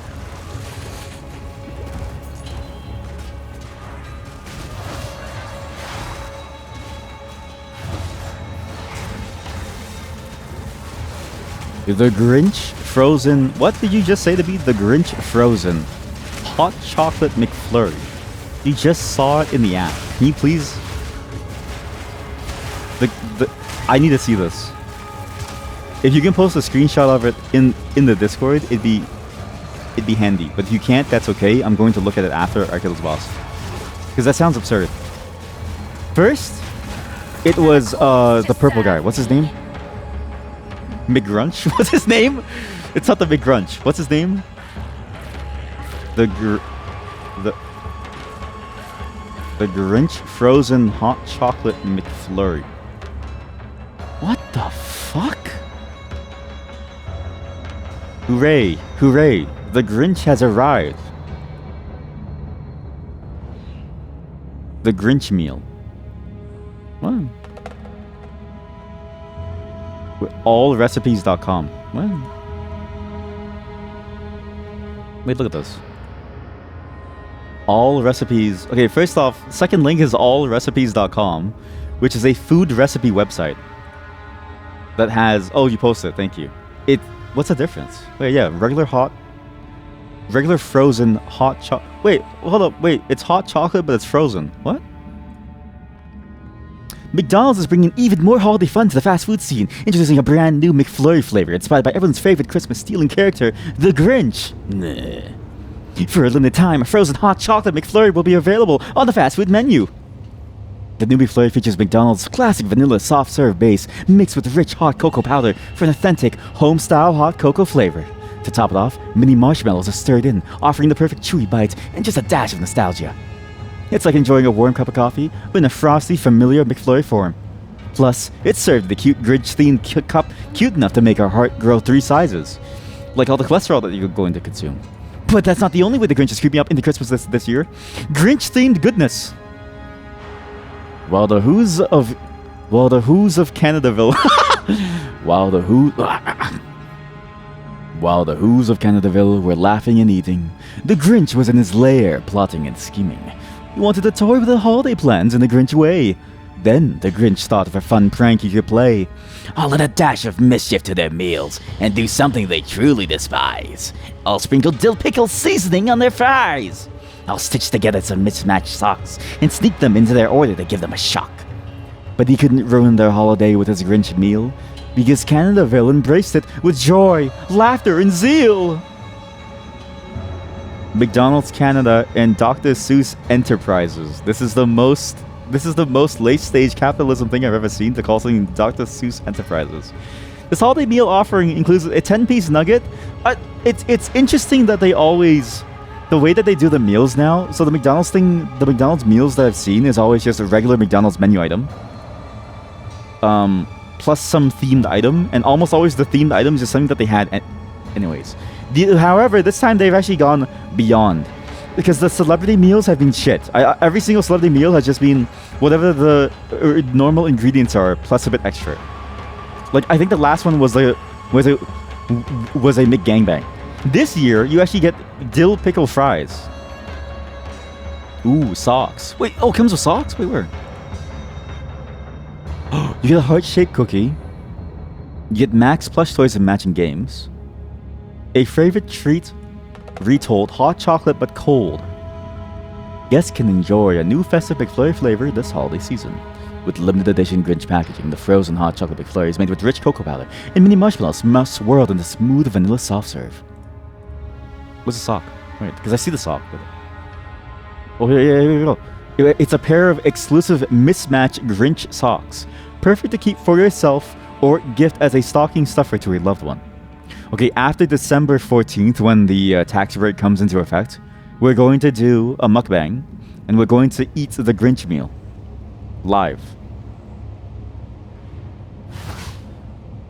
Write it down in your calendars, folks. December, let's say 17th, because I'll be busy probably from 14th to 16th. We'll do a mukbang. A tax-free mukbang. The holiday of giving. This guy makes 6 figures but doesn't want to pay taxes. To be fair, you're not wrong. No, but like, if you think about it, right? Too soon. Well, wait, no, now I sound evil. No, I pay my taxes fairly. I do pay my taxes fairly. It's a fairly high amount, but I don't mind, because it goes to good, services like public healthcare and public safety and all the other public stuff, which I enjoy, right? But I like saving money. To be fair, I haven't had a contract in a while, so the 6 figures is more like, it's more like 0 figures at the moment. It's been 0 figures for a while because the last contract fit, like, just they didn't pay me at all for like a while too. So they aren't even shoveling my roads, paying taxes for what? That is actually true though. That is kind of funny to think about. Your roads are all snowed in.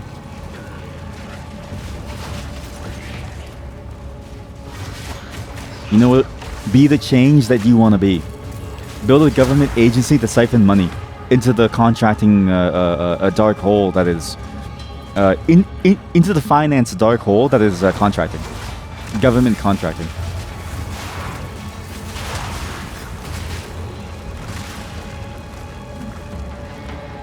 But think about it, right? You can get a shovel tax-free. Oh my god, thought you that I was going to tell you to go shovel the roads. I mean, you should. You should because you should for people like me to be able to drive around and walk around. Thank you. Thank you for your public service. But yeah, it's been 0 figures for a while. Not that I mind. Like, it's always easy to sort of go back into it, but the contracting game has been interesting. I've had some bad leads.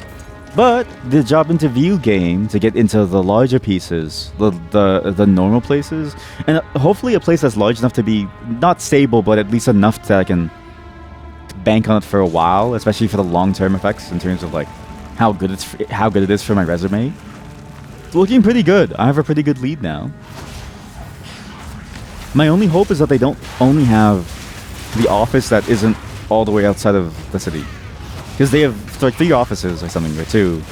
And the one inside the city seems to always be full. Like their employee retention is 20 years. And I don't understand how.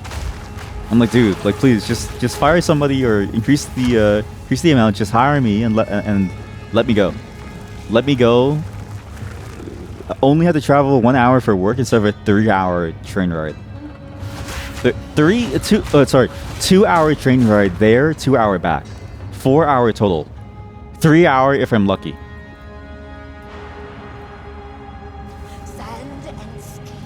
Sand and steel. Flesh and bone. What is the difference? Help me! Face of She's insane! Help me! Insane? Shut your mouth, traitor! Shut your mouth! See, this is where zombies doesn't help. It makes sense that that's the trade-off for zombies, but it also means that it's very hard to make use of zombies effectively. It's very loud, isn't it? Okay, well that's a very interesting pause buffer. Blinding. Whoa! Very interesting attack pattern, actually, the way that works. Again, this is not to say that you should like give me money or sub. This is not to say that. I'm still fine, and like I have the means and the ability to try to find a good place, right? Which most people don't really have that. So I'm still very lucky in that regard. But yeah, it's just been sort of bad luck with interviews constantly falling apart. There's just something weird about the market as a whole, but also it was the season. You feel bad for me, Mr. 0 figures. You know what? I appreciate that. I'm aware of my perspective of being lucky that I can sort of have time to find something. It's not as pressing, but I appreciate it nonetheless. You can keep your wife this year. I feel bad for you, streamer. You can keep your wife this year. Thank you, mods. Thank you. I appreciate that. I'll let my wife know to cancel her Uber.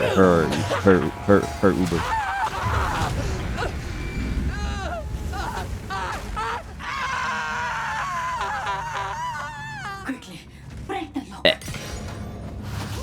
I think not. Don't cancel. Just delay. No. Let her still come, but just delay it. What am I to you? Get me out of here! Who's talking to me? But what if I don't wanna? Bye.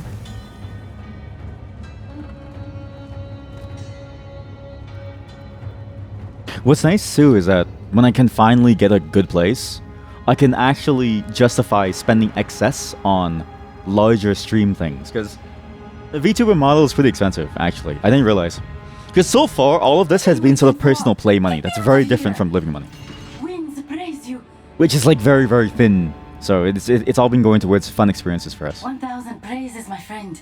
I Only thought 1,000? I would die here. Please take me back to your caravan, and I will tell you anything you want to know. Yeah, you want to go back to my car? Let's go. Use a desert map to travel to the Halani gates.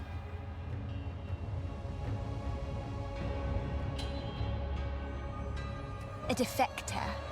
I admire those who resist tyrants. I love it when people fight for their lives. Yes. But I think that's it for Path of Exile 2.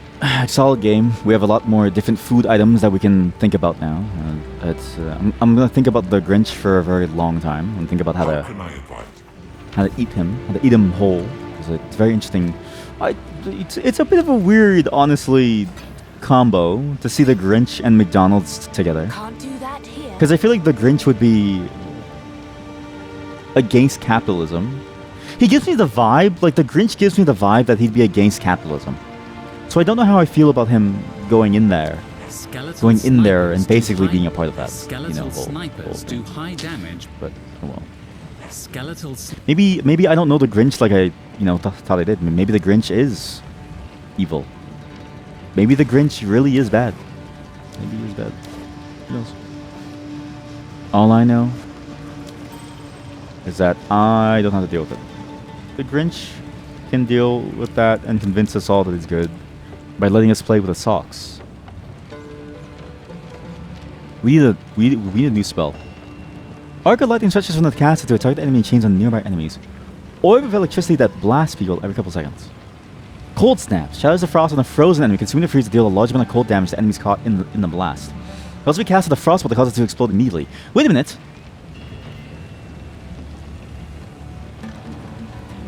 Wait, how much is the meal? Honestly, worth it for the socks. It might probably it's probably going to be the same price as the other meals. So like $18 after tax.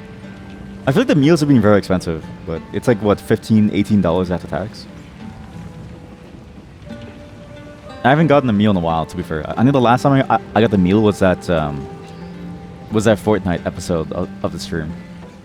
Also, I'm realizing this.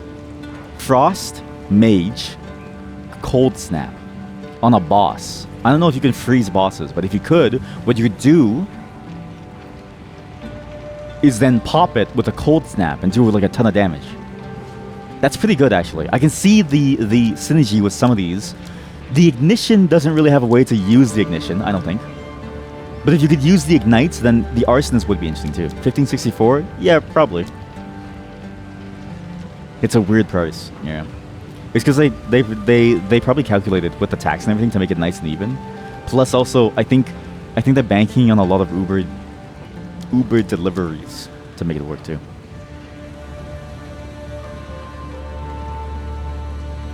Maybe the Grinch is true neutral this whole time. The Grinch doesn't care about capitalism. He's just here to make money. Like, I don't really, it doesn't really matter to me. I'm the Grinch. Okay, we can do so that's how you get a regal orb. You have to do it with these.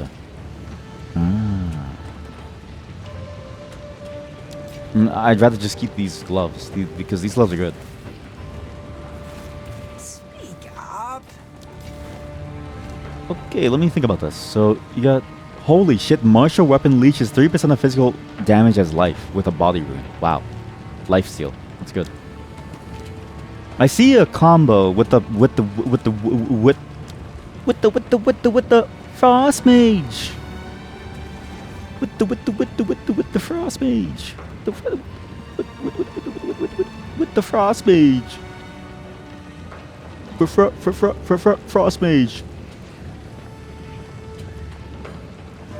I wish there was something similar to Ignite though. You also apply stacking fire exposure and create ignited ground. Exposure is a type of debuff that lowers the affected resistance, right? Cold Snap, consuming the furries. Any frozen enemies hit by the will be dealt cold snaps damage now the freeze consumed. Right. really want like a good... Conjure a swarm of bone spikes in the air, then release the fire at enemies. Each cause another attack against the enemy to deal additional damage. Oh. Oh, I think this is what you were supposed to do with summons. Is you were probably... I think what you would have probably was supposed to do was Bone Storm channel into Scattershot Archer. And ideally at close range they would be able to like do a lot of damage. Or even like Arsonist Scattershot to really maximize the on-hit damage. Because this is effectively the Bone Curse from the first game. Well, I see the basic build. Let's just do Cold Snap. Let's try the Cold Snap build and see if it works. Because I'm very curious to see if it slaps. Because if they're frozen, which the Frost Mages will do, you just Cold Snap and you AoE everyone around you, but you can also do it to bosses, presumably, if I'm correct about this. Let's try this. I feel like that's more fun than Frost Bomb. Or not Frost Bomb, sorry. Then, you know, the... Hey, off me. Oh, shit, I'm so tired. That's for tomorrow, though. Thank you for watching, everyone. I will see you all soon. Tomorrow. It's not time to kill them all. Have a good day. Yet. And boy oh boy is PoE 2 good. Again, I think there's a lot of potential with PoE 2. I think they've nailed the type of game that they want to do in terms of the style that they're going for. I think rightfully they're gonna have to figure out how people are going to get used to this type of playstyle, right? It's a very different game. It's much more of an ARPG, but I think when people do get used to it, I think people will see how viable this game is compared to PoE 1. It's a different game, and I see why now they keep both games going, because otherwise how could you make it work? Because then you would lose people who enjoy 1 versus 2, like the casual gameplay versus this much more hardcore action-oriented gameplay. But I think this has a place that can exist, again, in that graph that I showed you, between, you know, Lost Ark and all the other stuff, you know, no for the Wicked, that like graph. It has a place to exist, and it fills this niche very, very well, giving you a truly complex RPG game that has all the trappings of PoE 1, good and bad, right? Whether it's housing or trapping, you don't really know yet.